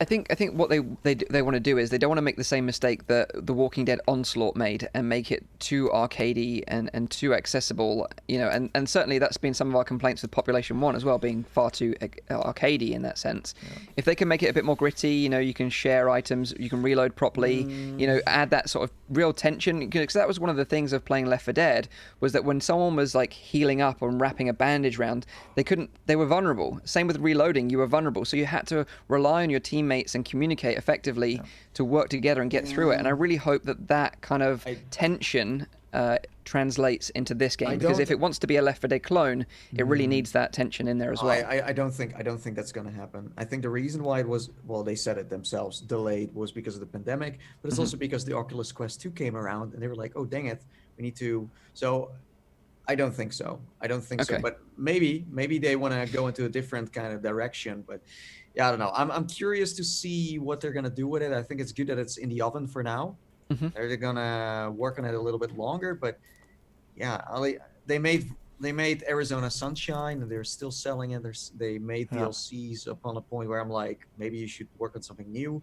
So I don't know. You're not optimistic that they're going to change up the mechanics. Okay. Well, yeah, I've got a concern. I've got a concern to voice, which is Arizona Sunshine, for the majority of the game, is bright and inviting. Like the environment is inviting, and then you have like these downtrodden zombies coming at you as you're blasting. So aside from small sections of the game that are quite dark, it's relatively bright. Yeah, the mines of Moria. But I really do, like, I get a concern with certain types of games, and I think that if it's not like a horror game and you're expecting it to be a dark dungeon of something, like making it generally depressing environment can be quite heavy on you. And there's like, it's the same thing that I think Alex fell victim to in 2020 is people need, when they're playing a game, sometimes to feel a little bit elevated, like whether that's in a bright surrounding or whatever, not necessarily be dragged down. So if they stay kind of dark and kind of a depressing environment, yeah, I get your point, but I it think can make feel too heavy for them, Yeah, with Alex, they were able to balance it out with Russell because he offered like comedic relief. Yeah. I agree. No, you're right, what this game needs, it's very simple because they're going for a co-op experience. As we said, it's very welcome because it's rare and we need some. And Vertigo is a big studio. They have a lot of money to pull off something, something decent. Yeah. But what it needs is, okay, you play together. Don't make the same mistake as what they did with Stormland, where it's like you both have your own story basically, and you can't. Like you said with Population 1, where you throw a magazine or we have a puzzle. Oh, you need to stand on that pendant. Oh, I need to stand on that one. Oh, now you need to turn this, but we need to time it together, blah, blah, blah, blah. So do something together, have puzzles in there. It's not only shooting zombies or where someone needs to craft a gun, but then someone else needs to help to get that stuff and write it into the story. Have some, you know what I mean. Yeah. But that's kind of what it needs. Yeah. Crisscross VR mechanics to actually save the day. Exactly. They basically explained in a tweet this week that they're going to have to push the game from this year to next year, early 2021, they said, to ensure the development team has sufficient time to deliver the experience that meets our vision. They said they want to make After the Fall the best and most gripping co-op VR FPS experience possible. However, with the COVID-19 outbreak and everything going on in the world, we are facing challenges that require more time to safely develop After the Fall and meet our high standards. Another reason why this could have been delayed is because they usually make these games also ready for arcades. They have their own arcade business. That's true. So they were like, okay, we could release it now, but there's no arcade to run it on. And if there is an arcade, of course, most people are not going. So I think they're just waiting it out, and just and hopefully that will improve the game, as we said. I think it was kind of ready when I played it, even at E3. I thought it was just an okay shooter, but hopefully they can now make it more, something unique, something different. Yeah, they also were recently acquired, actually, Vertigo Games. Yep. They were acquired by Koch Media, and it's spelled Koch for those interested. But the core development team remains intact, so it's the same team that have been working on the game. They're going to continue working on the game from here on out. It's weird, I was watching a Dutch stream of Rocket League, and they were the freaking sponsor of this. Oh, really? Yeah, Koch and Media. it's no, it was like Vertigo, but yeah. Oh, Vertigo, right? Yeah, and then Vertigo, Arizona Sunshine came up, and it's like, buy it now. I'm like, you're advertising on a Rocket League event where no one owns a That's headset. interesting. Yeah, And it's like, what the heck is this stuff? But it's a Dutch company, and it was a Dutch tournament, but then still it's Rocket League, so why? Yeah. But like you said, even if they just delayed the game to bring it to Quest, I'm sure that'll work in their favor. The Quest is where you want to develop a game right now. That's where you're going to get the most eyeballs on your game for sure. Rowdy, what are your opinions on the game? Because I think you got to play it as well, right? At the party. Like, what are your memories of it? I'm curious. Yeah, I mean, it's been a while though since we played that game. So, and we only played I think it was sort of like a tutorial level that we did. What I liked about it was the environment. I thought it was really cool to see that indeed the Thing kind of environment that really reminded me of that as well, especially when you said it. I liked as well that the horde seemed really impressive. Like it was I remember when that one horde came towards us, I felt like a moment of like an adrenaline rush, or like some kind of anxiety that I was like, oh Jesus, what's going on here? Like, I'm ever going to take this down. I like that a lot. What I didn't like was the arcade aspect of it. Like, it felt really more like an arcade experience. Like you were hoovering up items, I remember, for crafting. Yeah, exactly. You were just hoovering them up from afar. Yeah. Like Kirby, where's Kirby, sucking them and up. if I remember correctly, it also had a bit of a narrative experience, right? When we were going through there. So I did like that as well. So I think that, some more games need that. So I was happy that they continued that trend. It's a good point you mentioned the fast zombies, because not a lot of VR experiences have fast zombies and hordes. I'd actually love to see, because there was a game that I played ages ago. I cannot remember. It was an abandoned project where you would be boarding up houses and stuff. The zombies were the opposite. They were incredibly slow, but there were masses of them. And similarly, corpses would stay around, and you actually had to board up on that development doors. I'm trying to remember the name of it now, but I still haven't seen a really slow, pervasive zombie horde game. I think it's because, again, of the performance cost. Dude, play Onslaught. They have the biggest horde ever. It's a PNG that comes at you. Don't you dare. That game is bad. Anyway, let's hope this one's not bad. That's After the Fall, delayed into 2021, early 2021. So hopefully we won't have to wait too long. But fingers crossed. I'm optimistic about it. Vertigo makes some good games, so fingers crossed it's a good one. So now let's get into the main topic this week. I know a lot of you have been sticking around for this, talking about the HP Reverb G2 first impressions. Nathan and I got sent the Reverb G2 by HP for free. So full disclosure, they did provide it for free for a review. And I should also say that everything I say right now isn't my final stance on the headset. I've only been using it for a matter of hours, maybe 4 or 5 hours so far in the actual headset, which I don't think is long enough to really give a conclusion of whether it's a great headset or not. I have some initial thoughts that I will share with you, but just be warned that this isn't my final say on the headset. Yeah. So I just kind of want to throw that caveat out there. I'll have a definitive review on the channel sometime next week once I've sort of done it. But there's a lot of things I really want to test in depth that kind of require a bit more thought before I sort of give my final opinion on it. So I hope that makes sense. Mm-hmm. Let's talk about what actually comes in the box. You get the headset, which is great. What you would expect. You get 2 controllers, Windows Mixed Reality controllers. You get a long 5 meter or so cable, which is really good. It's got a little breakout box on it, so you've got on there a DisplayPort, USB-C, and a little socket that you have to plug in mains power into, a bit like the Valve Index in that sense.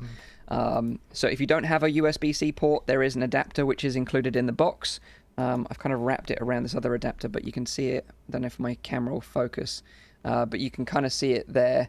Oh, there you go. It's a USB-C to USB-A adapter. Yep. And you've also got a DisplayPort to mini HDMI adapter as well that you can use for laptops. So you've got some options there, which is nice to be included in the box if you don't have a USB-C port. Let's talk about the setup process, because I think that should be addressed, because it's very, very easy to set up this headset.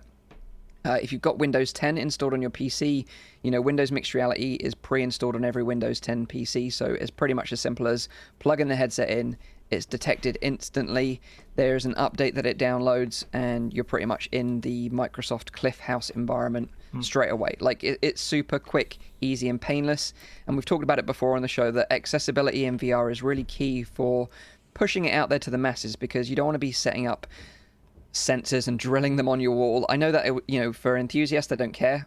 I personally don't care about doing that either, but for the mass market and for where VR needs to go, it needs to be easier, quicker, and simple to get set up in VR. And I think they've done a great job on that. What do you think of that, Nathie? Have I kind of summarized that in a nice way? Yeah, no, that's how it works. Of course, the CliffHouse has not much to offer. So if you want to play games, then you still have to go to Steam and download the actual mixed reality software there. So yes, I agree, it's easy to actually make it work, but playing games is a step ahead. So yeah, I thought that using the CliffHouse, they call it Mixed Reality Portal. It's not the most consumer-friendly place to arrive in if you're buying your first headset, at least. Of course, if you come from a Rift S, a Valve Index, Pimax, whatever, you're used to fiddling around with it. But if this is your first headset and you're in the CliffHouse, it's like, there's no introduction in there where it's like, hey, welcome to VR. This is what you can do with it. This is blah, blah, blah, blah. So that's something I was missing, where it's like, listen, you're targeting to the gamers. So make sure to show them an experience or give them some heads up of what they can do. And the interesting thing is as well that I found in the CliffHouse, it doesn't give you any instructions on how to install the Steam VR part of it. Like, you have to kind of figure that out for yourself. There's no instruction in the box to say, oh, go to Steam VR. So you need to go to Steam VR, install that in Steam, and then also download within Steam VR the Windows Mixed Reality portal, which kind of links the two together, like serves as a gateway between the two then. So I did, because for me, the way I have been kind of testing it is, what if you're a new consumer, if you're a starter, is it easy enough to do it? So I was Googling that, what you said, like, how do I had to Google it as well. How do I play games on my HP Reverb G2? How do I connect it to Steam? I couldn't find any clear page explaining me this. So that's something you need to put in the box. I remember buying my Vive. There was like this big poster that showed this little portal guy going to this software, whatever, and showing it. So that's something they need to add, because even that Mixed Reality Portal is the standard. You need to have that installed. Steam is where you're going to play the games, and they're not really explaining that. And that's the thing, from CliffHouse and the Microsoft Store situation, I think the last time I tried a Windows Mixed Reality headset prior to the Reverb this week was like the Dell one, and the Store and the CliffHouse hasn't changed at all in that time. No, it hasn't. And it's weird when you're in there. Imagine it's your first time in VR. There are like these buttons on the walls. It's at like hologram. It's basically the HoloLens menu, and you press it, and then you can spawn like an animal on a bike that just circles around. You can go into some 360s. There is a cinema, but it's not working as a cinema. So like the Mixed Reality Portal is not a great place to start. Is this a really unflattering greeting? Because that's what I'm getting from both of you. It seems it is. But is it even up to the benchmark of like Steam VR Home or Oculus Home? Is it like halfway there? Like, how would you describe it to someone who's never used CliffHouse? It's just a bare bones house that's kind of boring and dull, and you've got access to the store. You can check your email. Why you'd want to check your email in VR, I don't know. It's Windows. It's basically you're arriving in Windows. Yeah.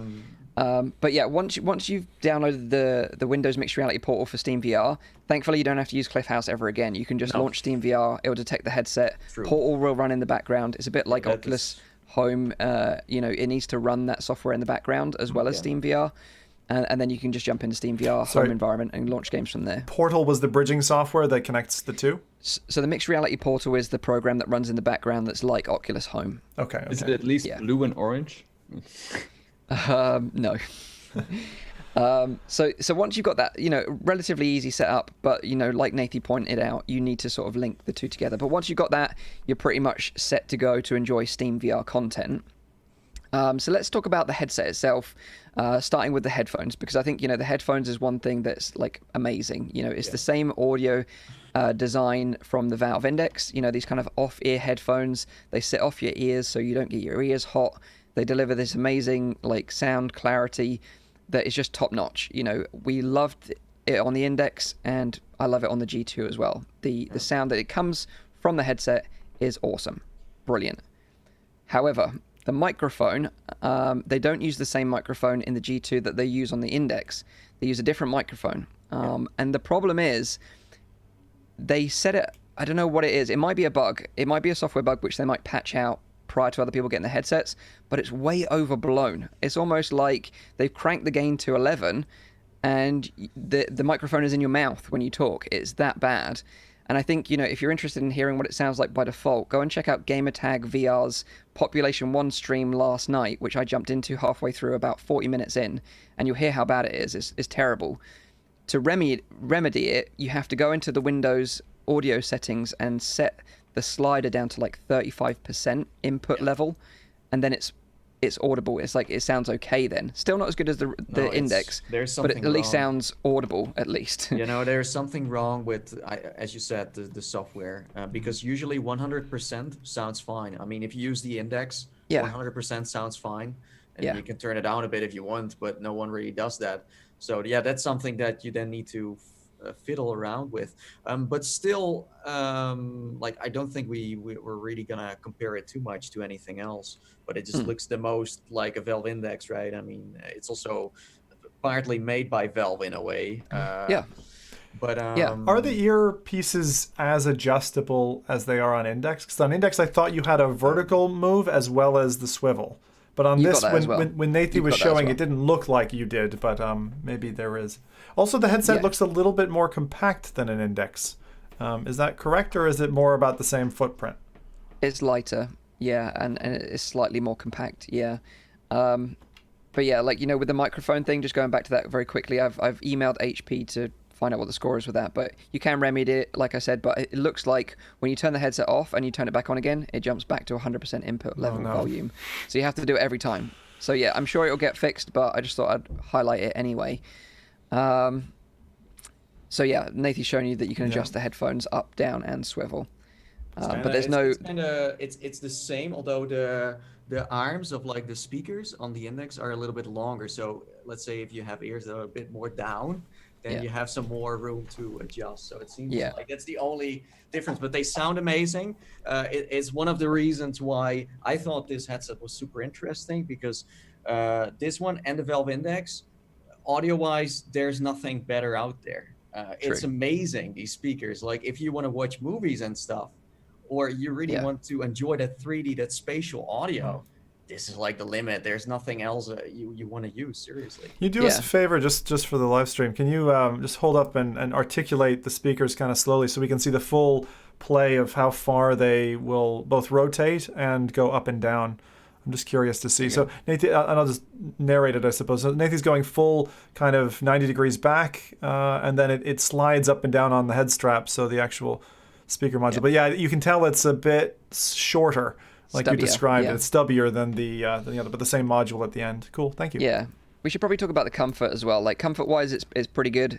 It doesn't have a dial at the back like the Valve Index does. It uses kind of more like the kind of spring-loaded strap effect that the original Rift CV1 had. So you can kind of put it on like a baseball cap, which personally I really like. and you use the Velcro straps at the front to kind of tighten it up. And then once you've kind of got it dialed into your perfect fit, then you don't have to touch them again. You just like pop it on and off like a baseball cap, which I really like. It also flips up 90 degrees as well, like the back of the strap, if you can show that, Nathy. Which I think devs will probably like. Personally, I'll never use it, but I was surprised how far it went. I was like, did I just break it? But this is normal. Devs will probably really enjoy that for just a quick peek into VR and while they're developing their games or whatever. So comfort-wise, it's on par with the Index because they use the same material. The facial interface is the same material, and the back material is the same material as well. So, you just don't have the dial. So just bear that in mind. So one thing that I am missing, because I've been using the Index so much, is that you have no dial to bring the lenses closer or further away. And for me, that's a huge thing. You don't have the eye relief, and we should maybe touch on what that causes, because field of view, that affects your field of view, because obviously with the Index you can dial the lenses so they're practically touching your eyeballs, which then gives you that 130 degree field of view almost. But with the Reverb G2, I would say that the field of view is very similar to the Rift S. It's almost it's not bad, but that's what it's like. And certainly using the Quest 2 more recently, I feel like the field of view is slightly greater in the Quest 2. My God. So just bear that in mind. Like I think I do agree with you. Field of view wise, I wasn't blown away, and I thought with my Index I was able to get the screen closer because you can really make the lenses hug your eyeballs. Something definitely. I totally love to do because you can feel the heat and it's like warming your eyeballs. It's nice. But with this one, I felt like I tried to bring it closer with the the side straps, but there's just you kind of have a little bit of a window-like view, something that I don't have with my Index because, as I said, I have that dial. So that dial for me is a little bit of a deal breaker so far. How do you find the field of view compared to Quest 2 with the G2? Because this will be different as well for everyone, depending on your IPD range and how close you crank that dial up at the back. Honestly, I don't have anything to say about that because I think they're both the same. I haven't really been comparing them in that sense because I don't really I that's what I also said to people, because people have been constantly like, so how do you compare it to this headset, that headset? I'm like, if we're starting to compare it to the Quest 2, it doesn't make a chance because we're talking price straight away. So, two Quest 2s or one G2, But just, what I mean? But I get it. If you say there's no real difference between the two, have this kind of window-like view, but the moment you're playing an amazing game, you're immersed and you're not noticing it anymore. That's very true, but people want to know. Of course. People want to know. Of course. So let's. What else do I want to talk about before I get onto the display? I got nothing. You can take off the covers. On the back you can strip that off, and also the creak. I'm also interested in. So the facial interface is held in by magnets, which is the same design as the Valve Index. However, it's not the same shape facial interface. If you've bought VR covers for the Valve Index, they won't fit on the G2. So the interface is a different size. So you won't be buying Valve Index spare covers. Yeah. So just bear that in mind. That's one thing I learned. Is there a plastic creak? Because remember when we had Tyrael Wood on, and I'm curious, is the creak gone or is it still there? It's still there, but not as pronounced, I would say. It feels premium, put it that way. Whereas I think, what Tyrael was saying was that the material they used for the prototype was a bit more brittle, so it creaked a bit more. It does still creak, but I think every headset creaks if you start shaking it around like that. So I want to be fair to it. It feels like a premium product, that's what I'll say. Yeah. When you're playing with it, it's not that you feel it, right? Exactly, yeah. Let's talk about controllers and tracking before we get into the display and the lenses. Good. So controller-wise, it uses an updated version of the Windows Mixed Reality controllers. They have thumbsticks, which is super nice, and the button layout is like the Oculus Touch controllers. It doesn't feel as premium as a controller in your hand as the Oculus Touch controllers. They take two AA batteries, which are require 1.5 volts to track correctly. So this is what Tyrael was saying when he was on the show about using the Panasonic Eneloops, for example. You'd want a higher power rated rechargeable battery with any Windows Mixed Reality headset, because the lower power rating you use, it will cause tracking problems. So just bear in mind that each controller takes two AA batteries each. It comes with them pre-installed. but they're going to run through them fairly quickly. Is this any improvement over previous Windows mixed reality controllers that you've used, or it's rather on par with those? Oh no, stand out way better than any Windows mixed reality controller I've ever used before. Okay. It's just that the tracking technology is the same, so that hasn't evolved, and the battery consumption is the same, that hasn't evolved. The ergonomics and the way it feels is way better, but pairs to apples compared to what Oculus are offering with the Oculus Touch, it's not as good or as premium feeling, is my point. Especially with those new, I'm still going on the original batteries. I'm at 40% now on my Quest. Like I'm a month and a half in. It's ridiculous. Yeah. Like, it's ridiculous. And this is really like proves a point here. Like, the technology has really evolved on the Oculus side, whereas it hasn't really here, and that's the problem because you're using 2 AA batteries per controller, whereas opposed to one with the Oculus Touch controllers. And like you said, the batteries, don't know what they've done with them, but they last forever on the Quest 2, whereas the weight with the 2 batteries, that's not a problem, is it? It's still okay. It's still like it doesn't tire in your hands or something. It feels okay, but also, bearing in mind it's a heavier controller, you would think that it would have stronger haptics as well, but it doesn't have stronger haptics. The haptics are really weak.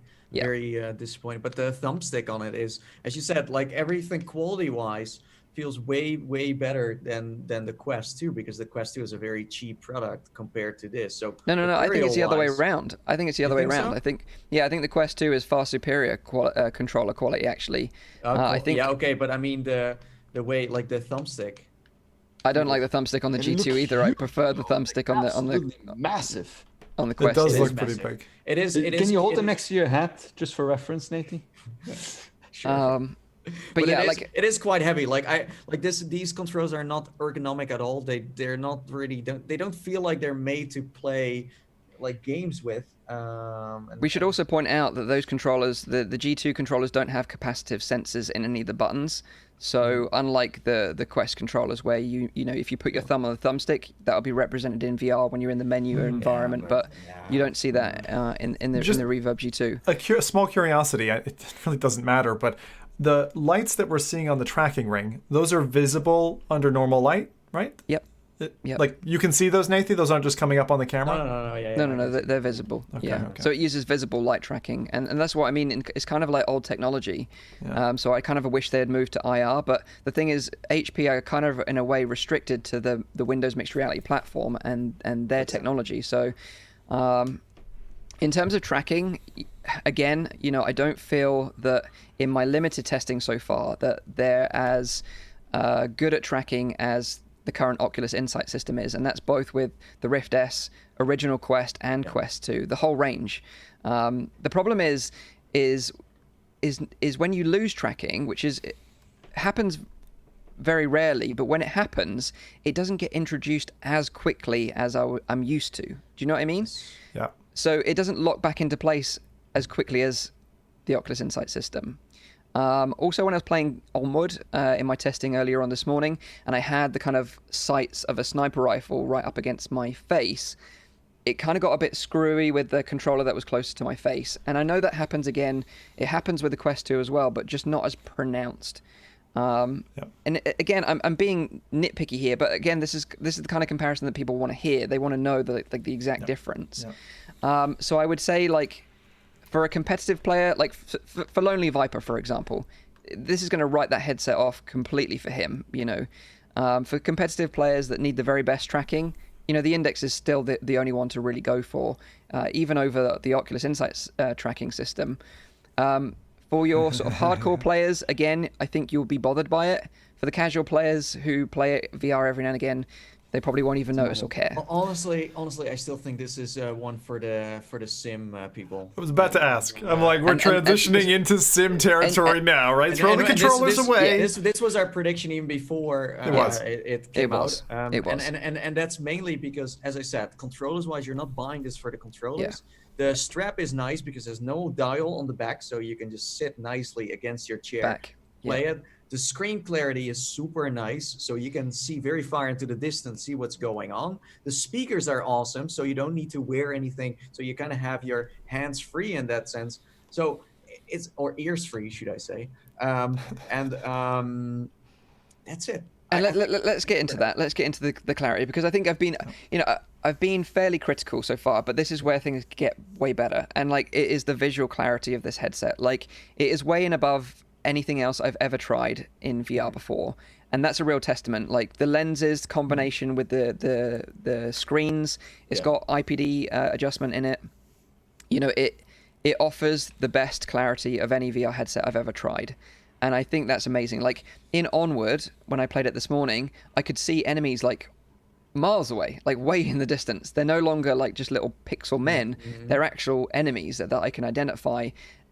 But then when I go to bring up my sniper rifle, then I got the issue with the controller. So you've got an advantage but a disadvantage in a way.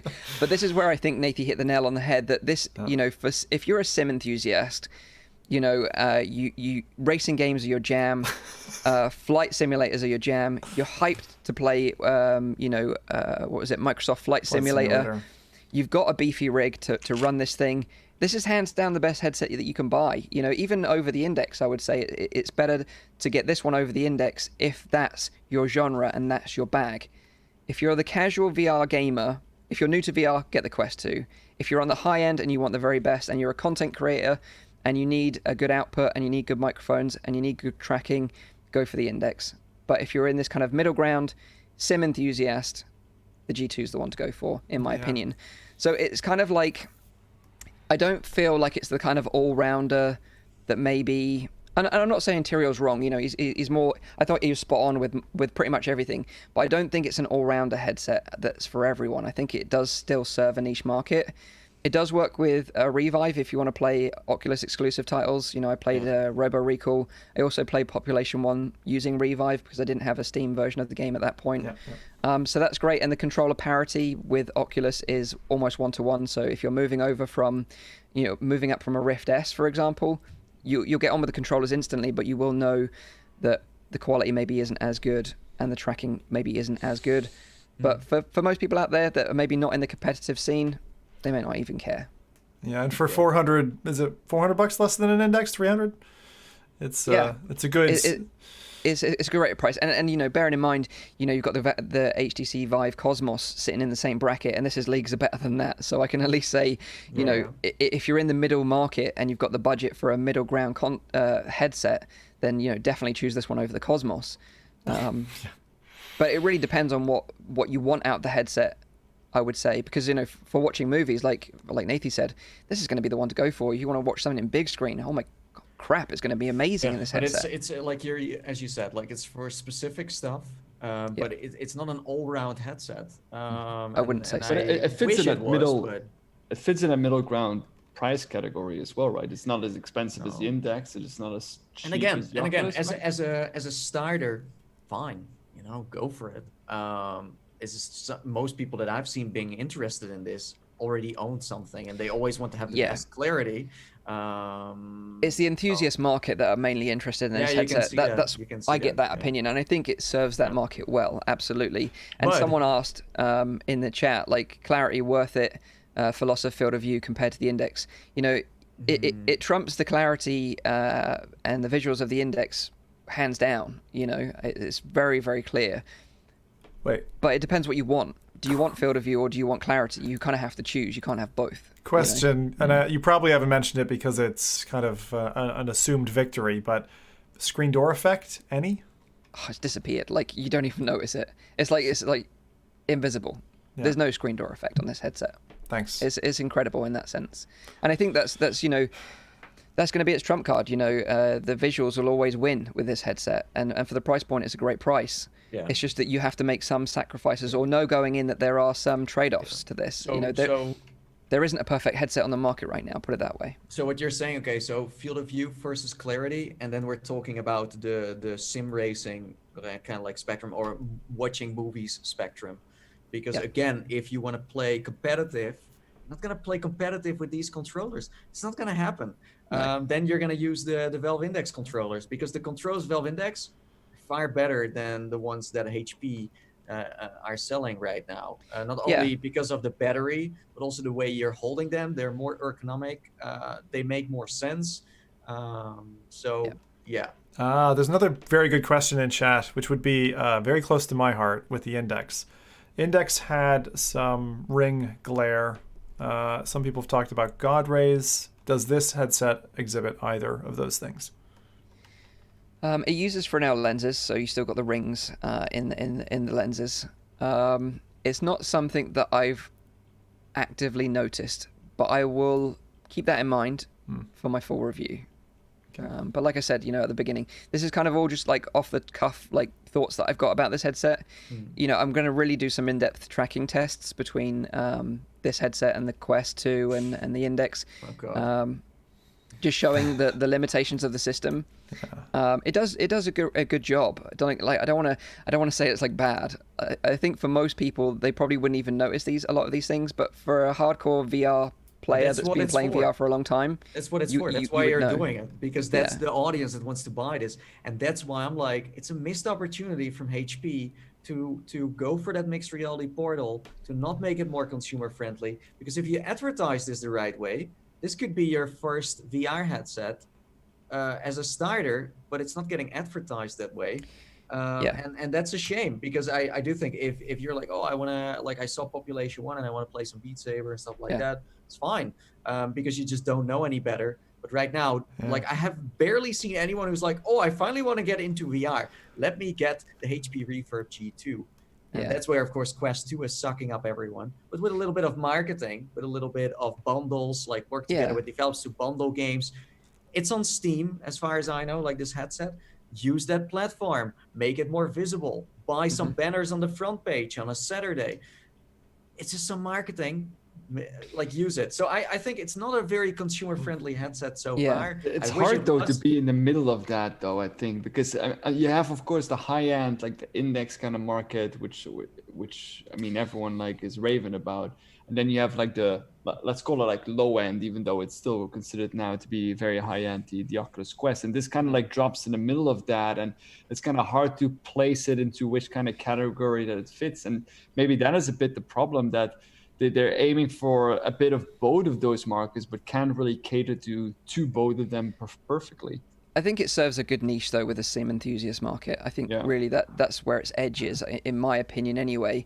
I also want to sort of address something that I've heard people talk about, and they're like, oh, yeah, I'm going to buy a Reverb G2 and then use the Valve Index controllers with it. Like if you're spending that much money to do that, you're insane. Like, you're insane, because the setup process to get that up and running is going to be such a pain in the ass that I wouldn't recommend doing it. It is possible. It is possible. You could have also bought a Rift S and use the Valve. You can use every control with every system if you really want to. But I wouldn't do it. I wouldn't do it. Here's a question then. Oh, sorry, Mike. Standalone Oculus. The question I wanted to pose was, okay, I'm a consumer. I hate Facebook. Don't want to buy the Quest 2 over my dead body. What headset am I buying? Post your impressions of the G2. Well, really, you don't have much option. You have the G. You have don't the G2, have an option, because you have the Cosmos, which I definitely wouldn't recommend. No. So you have the G2 or the Index. If you don't want to play the mobile games on Quest, if you want the exclusives, then you just gotta wait it out. So which direction would you go? Index, or would you go G2? I think it's gonna be your daily driver. It's gonna be your only headset. Index. Yeah. Even I would say that. Yeah. Well, mine is also still the Valve Index. But I should also point out that I'm not the target market. I'm not a sim enthusiast. Although I am looking forward to playing Squadrons with it. I just want to see the G2 with a racing sim. I definitely want to see it in a setup. I'll tell you what I'll do. I'll tell you what I'll do. Once I've done with my review, I'll box it up and I'll send it up to you if you want to check it out. You're more than welcome to, because I'd be interested to get your opinion on it as well, from purely a sim enthusiast point of view. Then you're welcome to try it out. For me, the reasons why the Valve Index is still daily driver is the controllers, first of all, and then the fact that I can change my field of view and bring the screen closer, being able to enjoy the full screen, and last but not least, the microphone. And yes, we had some problems with the microphone, so we have not fully heard it yet, but based on what I've heard, it's not as good as the one on my Index. No. So yeah, it's kind of, but it is a good product for sure. I think that it shows that HP knows what they're selling. We also sometimes get headsets where it's like, why the heck did they now put this strap on there, or why did they do this? But it is definitely time for a next generation controller. I think inside-out tracking is fine. I don't think that's a problem. It's just, they need to kind of innovate a little bit with that. I think, as you said, the controllers are just hungry for the HP Reverb batteries. G2, king of clarity. That's king of what I would clarity. Also, That's a good also word. we have a couple more people in the chat dropping Sure. their addresses there, so Zim can Oh. see that there I can afterwards. forward it on when he's Johnny done. Wells saying, "Just sell it, Zim." Yeah. Can I also say that I think this headset has been like unboxing wise, the way they did that, I think it has been very carefully done. The way it was like in this, what was it, Mike? Like this, Like a little bag. a little bag, but a nice quality bag, not like plastic Mm-hmm. or bubbles, whatever. Nicely done. Also controllers, like there was plastic on almost every trigger and stuff, something that usually you don't really see that. So they did a good job on it. Feels premium when you unbox it and stuff. And having that it's just- 5 meter cable is great as well. Like it's a long cable. It's a long True. cable. It's just that when you unbox it, and as they said, it's for gamers. There's nothing really on the box. As I said, there is no manual. There is no exciting welcome. Yeah. They should just make some software. Just make some nice software when you Yeah. dive in. Come on. I think, really with the Windows mixed reality platform, that was what it missed for all these years, is that some killer Microsoft exclusive VR game Halo Recruit. that not Halo Recruit, that would leverage the system, like where's a Forza, where's a Gears of War, where's a Halo Forza in VR? That would really convert people to the Windows mixed reality platform. And although I see the passion and enthusiasm from HP, I don't see that from Microsoft in their platform. And that's again like the big advantage that Oculus has, is that it's like bundled together. They have software and hardware. And I think that's where HP was smart to make an alliance with Valve and then build this in collaboration with them to make it more integrated into Steam than it is with the Microsoft Store. And It's a bit, the thing is, and that's the problem with PCVR right now. It's the same with the Valve Index. You buy the headset, but there is almost no investment on the content side. So even if you buy it, if you're buying for your favorite games that you have been playing for a year, like Zim, with his racing games, great. But if you want something where it's like PCVR doesn't have much games right now. So it's kind of a tricky situation. It's interesting though that with all the headsets that get released, that we still have this kind of like trade-off that needs to be made, right? Like you either have a trade-off with materials, you have a trade-off with build quality, you have a trade-off with audio quality, with tracking quality. There isn't like a single headset. Facebook requirement. Every system has its flaws, and that's why I say there is no perfect headset on the market right now. It doesn't exist. So it's very opinionated, I think, in terms of like what headset is the thing right is, one. even if they made the trade-off of using lighthouse tracking, then as Mike said, now I need to put some cameras in. Well, everything is inside out, so it's like, I think I think that's why as a consumer, if I was new to VR coming to the market now, I'd be confused as hell, and that's why I think like tech VR news outlets like Upload VR, Road to VR, YouTube channels like Tyriel Woods, our channels. They serve as trying to advise consumers which way is the best headset that kind of supports their needs. But if you don't know what your needs are, that's very difficult. It's very hard. And the best example I can give, I was talking about trying to sell my Vive Pro. What I noticed? So I put the Vive Pro on this Dutch marketplace, and I put it with the base stations and stuff. It's like full package.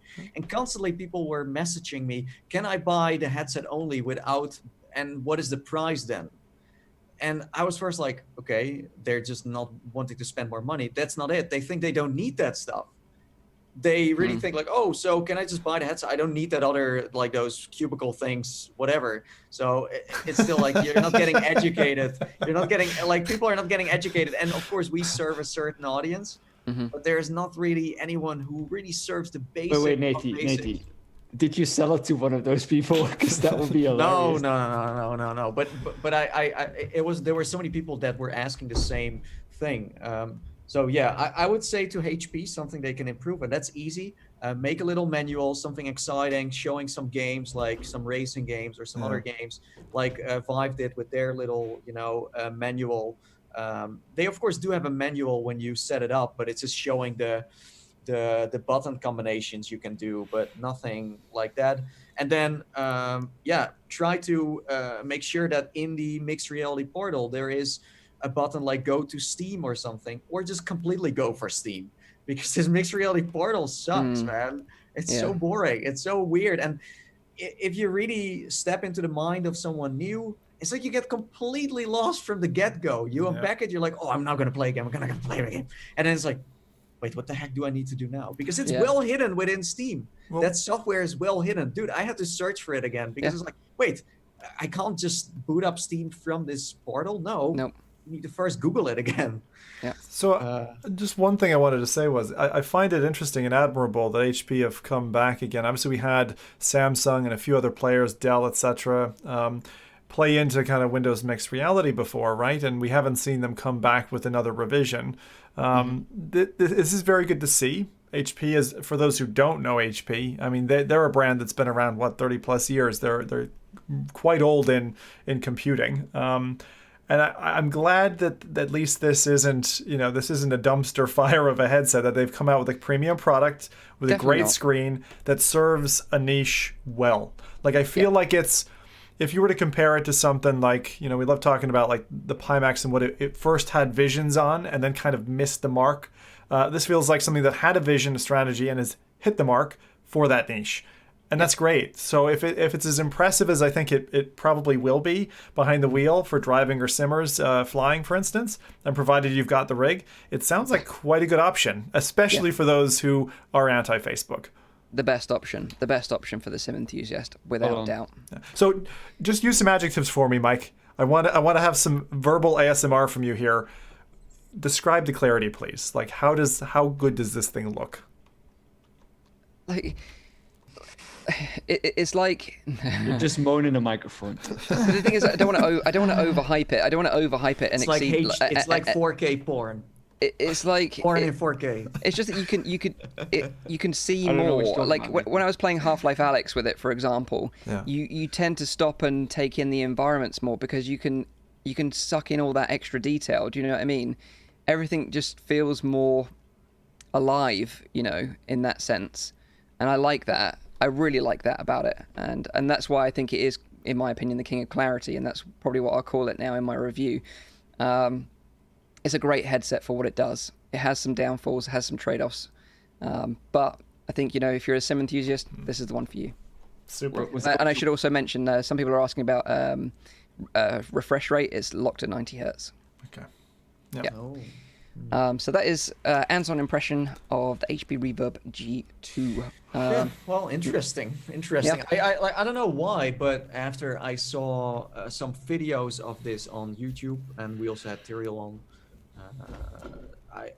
I was not that they overhyped it at all, but it did feel more amazing than when I finally got it. As I said, clarity-wise, totally worth the hype. But the rest, I don't know. It's hard to make up for other things that you have. But as I said, marketing-wise, they could do something there, and then they can get a new audience. As you guys said, for sim racing, it's awesome. But I still think that if someone wants to play some Beat Saber, I think they're gonna be fine. Plays Beat Saber fine. It's just like they have a Twitter account. Use it. Yeah. Run some competitions. Do a Population 1 competition where it's sponsored by HP. And throw some money in there. There's so many. Just hire me, okay? Sure. I'll do it. Sure. But whatever. No. So there you go. So now let's pass it over to Zim, because we've got some releases to talk about next week. Some interesting games coming up to excite you, whet your appetite. No, you don't think so, Zim? No, I think it's a pile of mediocrity, honestly, for the games that are coming. So I'm going to change things up a little bit. Hey, Mike, that's nice. So you have the new headset, and you're going to play these games. I'll tell you what's coming, and then we're going to do something a little different. So, and I like doing this. This is good fun. So these guys know we're going to do Trailer Quiz 5, fifth one we've done in a row. But that's really? Coming. Is that what we're doing? Okay. Let me get in position. Get yourselves ready. Rowdy's going to be first up for that. But first, a grand total of 5 mediocre mentions from Zim. So, okay, we have 4 games coming out, have come out on the 5th of November.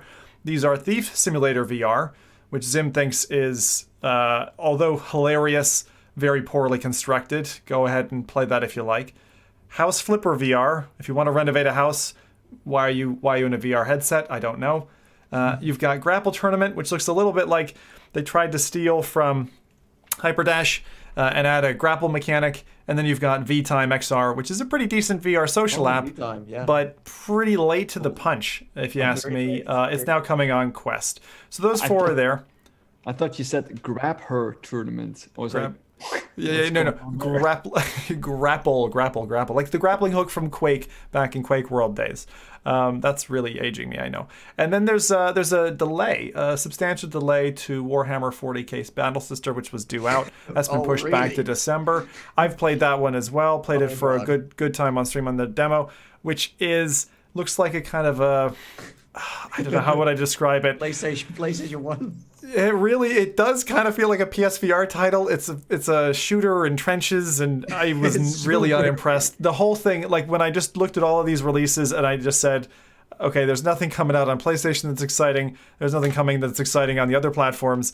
I can't, in my right mind, cover these titles this week. So one thing that we do like doing on occasion is doing a trailer quiz, which for those of you who are new to this, because we've not done it for a couple of months, is essentially I run a historic trailer.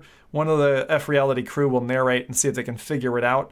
These ones aren't particularly difficult, but there's one at the end, a bonus round. So you have to see if you're the first one to name that, if you guys manage to get your ones. Now you got to get the full game name.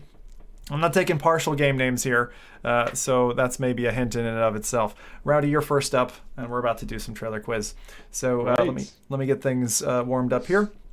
And then and we're ready to go. So now you've got me thinking about G2 because I just did my racing weekend there, Mike, and yeah, you can try it, dude. I'll send it over. You can try it, and then you can let us know what you think. I'm easily saying yes to that because I'm very keen on it. It's one of those things that I don't need to purchase, but my wife did just ask me, hey, what do you want for Christmas? So maybe.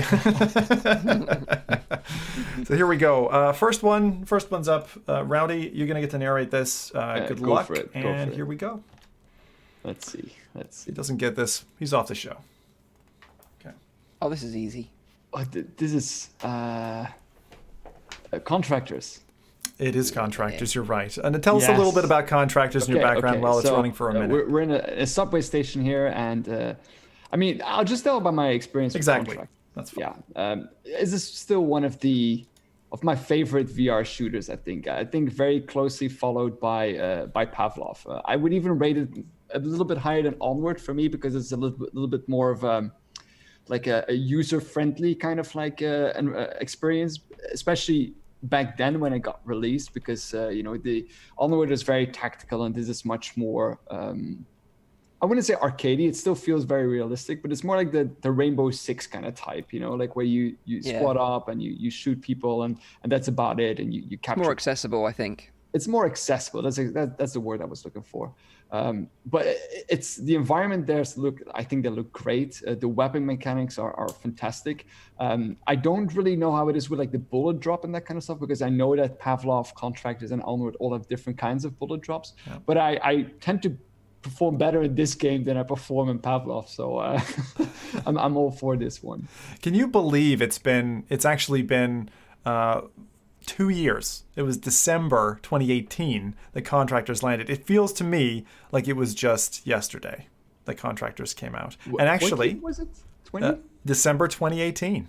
December 2018. Wow, isn't that long ago already? Yeah, it's crazy. And the reason I hosted this one as well is it's now been announced for Quest. So although some of you have been in a closed beta for Quest, this game actually runs pretty darn well. And December 3rd, it's launching for Quest. So December 3rd, Contractors is actually coming. And so I'm really happy to see that coming. It's obviously beaten Pavlov officially to the store as well, which is other big news. I'm still here, by the way. It's just my camera's died. So yeah, you look much better, Mark. Much better. You look great. It's fantastic. I turned the lights off for this specifically. I think actually that me and Zim played Contractors for the first time, both of us together. I don't even remember. That's going back beyond my memory. Anyway, good job, Rowdy. You got it. All right, we're gonna move to Mike next. Unless Mike, you want me to put Nathy first. Everybody, Hit that like button, otherwise the lights aren't going back on again. This has never happened to us before live. I love it. Do you have like a spare battery or something, or what's your, or are we just gonna run with you dark for the rest of the show? I could grab a spare battery, but go on. Let me run the trailer first. Okay, so we'll run the trailer. Here we go. If Mike doesn't get this in 5 seconds, I'll be surprised. All right, Mike, over to you. Oh, this is Daedalus. There you go. So tell us a little bit about Daedalus and your experience with it then. It was a really great game on the Oculus Go. It was one of those games from Vertical Robot, the same team that brought you Red Matter, which is one of our favorites. You kind of in this like cage, which you kind of like bounce and accelerate into the sky to different platforms. It's like a platformer in VR where you collect little orbs. It's very, very unique. There's not really anything else like it. But yeah, it was a really fun game for the Go. I really recommended it. But obviously now it's kind of a bit outdated for modern VR headsets. Indeed it is. And I'm glad you mentioned that. The reason, again, each one of these has kind of a tie back. I wanted to mention it because of Vertical Robot and their fantastic update, obviously, to Red Matter for Quest 2. How sharp those visuals look, how incredible that thing is. But if anyone out there happens to have just picked up a Go, while it's still alive for however much more time it's got, Daedalus is one of the better titles actually on Go. It was very applauded by John Carmack back in the day. Okay, Nathan, you ready for your challenge in trailer quiz, my friend? No. Go ahead. Sure. All right, Nathan, this one's over to you. So, again, I think you'll get this pretty quick. Easily. Yeah, easily. I forgot the name for some reason, but it's a beautiful third-person game. Is what I do know. And there's a new one coming too, but it's not VR. And I think it's like you have your husband, you're taking your husband with you, and he's in a bag, and you're taking him to like another world or something. It's a bit like you're entering hell. It's very creepy too. It's beautiful though. And the VR name, support. Yeah, I don't know the name anymore. That's so funny. You got half of it actually. You said it. So. Bagman, man in bag game. Oh God. Batman? Bagman 2? No, I don't know. Like I forgot the name, man. Unfortunately, this one makes me super sad that we're not going to see the sequel in VR. This is Hellblade: Senua's Sacrifice, which has actually great VR support. If you're thinking about like mental health, and many of us are in 2020, I think it's one of the best titles. If you're fighting demons actively yourself, you know someone who has, it does an incredible job of making you really feel Senua's pain as she's going through this saga. It's a pretty long game as well. You get a good, I can't remember now, maybe between 8 and 14 hours. I can't remember exactly how long it took me to beat it. But the game is fantastic visually, audibly as well. Some of the best audio in a VR enabled title, and some of those scenes and the kind of cinematic effects that you have, just bloody fantastic. As Nathan alluded, there's a second one, Hellblade 2, which unfortunately has been the studio behind this is Ninja Theory. They've been bought up, and unfortunately now they're developing, I think, exclusively for Microsoft. So this is going to be the first launch title for G2. Hey, honestly, if they pulled that off and they did a VR only, G2 one, I'd be buying a headset in a heartbeat. Hellblade Recruit. So this is good. Now we come to the real challenge, my friends. So this is the one that's less. I thought you'd all get your titles, and you did. So well done. So that's 1 point each. Who's going to be able to clock this one? First one to call it is going to take it. Now I'm not going to give you any hints to this one. 21st of November 2018 is when this trailer landed. So let's see if any of you catch this one. I'll narrate it as we go, just so people get so that we're showing off a kind of an underwater sequence that then pans past a space station. Can I guess? Yeah. Siren? Bingo. Yeah. So, that's ping. I was just about to say that. That's just bad ping from my end. Bad ping. Oh God. Mike is in the UK. Like, come on, like. Oh, Zim, please. Why? Why are you doing this? Why are you highlighting this one? Fucking Siren, man. Because if you're not careful in VR, we could end up with more titles like Siren. Siren was a maybe one of the worst like attempts at a horror game that I'd played. I played it on the show floor a little bit, then I played it on a stream, and I think you each have had a touch with it as well. So it had a couple of different episodes. You haven't? Okay, good. Don't touch it. It has the weirdest sequence. Like you start off in this lab that feels somewhat like Alien Isolation, and then you're fighting these weird screeching. How would you? They're like mermaids, right? They're like terror mermaids. In Mermaids this with legs. space station. If you want something in this effect, in this arena that is actually a really solid game, I would go for Dead Effect 2, which has multiplayer after a certain level. It's got a similar vibe, but it actually works. Whereas Siren... And it has a multiplayer that Mike and I never played. It has a what?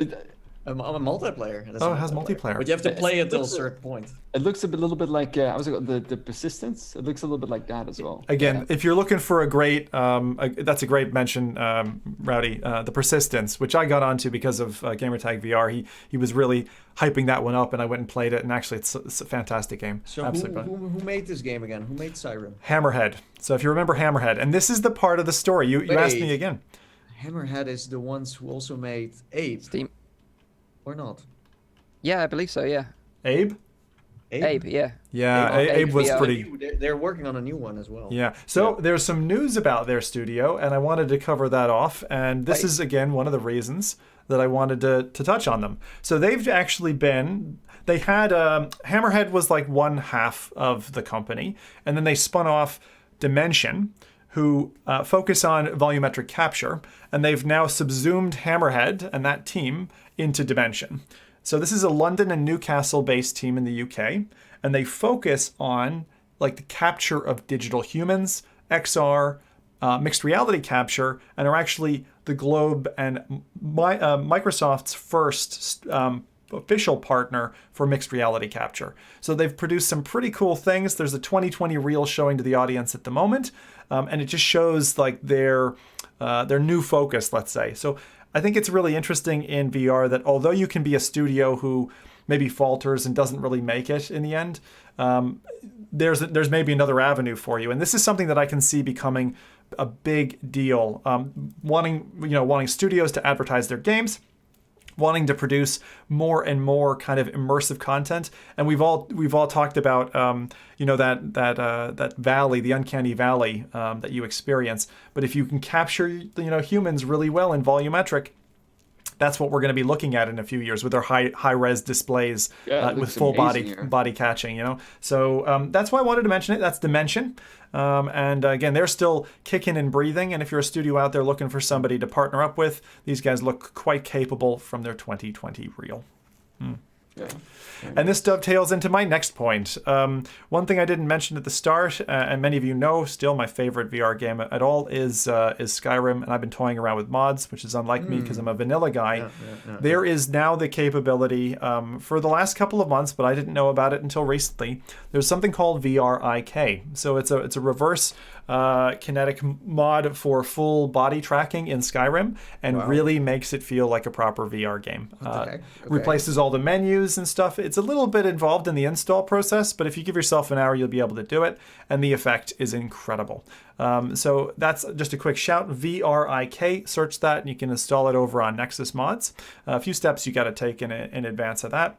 And the other little piece of news I wanted to mention in terms of releases, one of my favorite companies for VR accessories, VR Cover, finally have opened their website and have stock for Quest 2 covers, so I thought I'd give them a quick plug there as well. Unfortunately, the European stores are empty straight away of my favorite cover, which is the kind of cottony denim one, and actually the more plasticky kind of PU cover.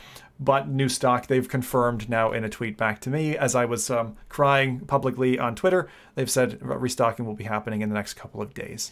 So look forward to that. The full facial interface isn't available yet.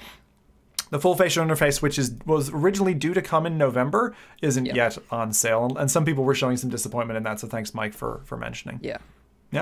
So, and that's our releases, if you want to call it that. The miserable mentions at the start, a trailer quiz, and a few pieces of news from the releases side of the planet this week. Yeah.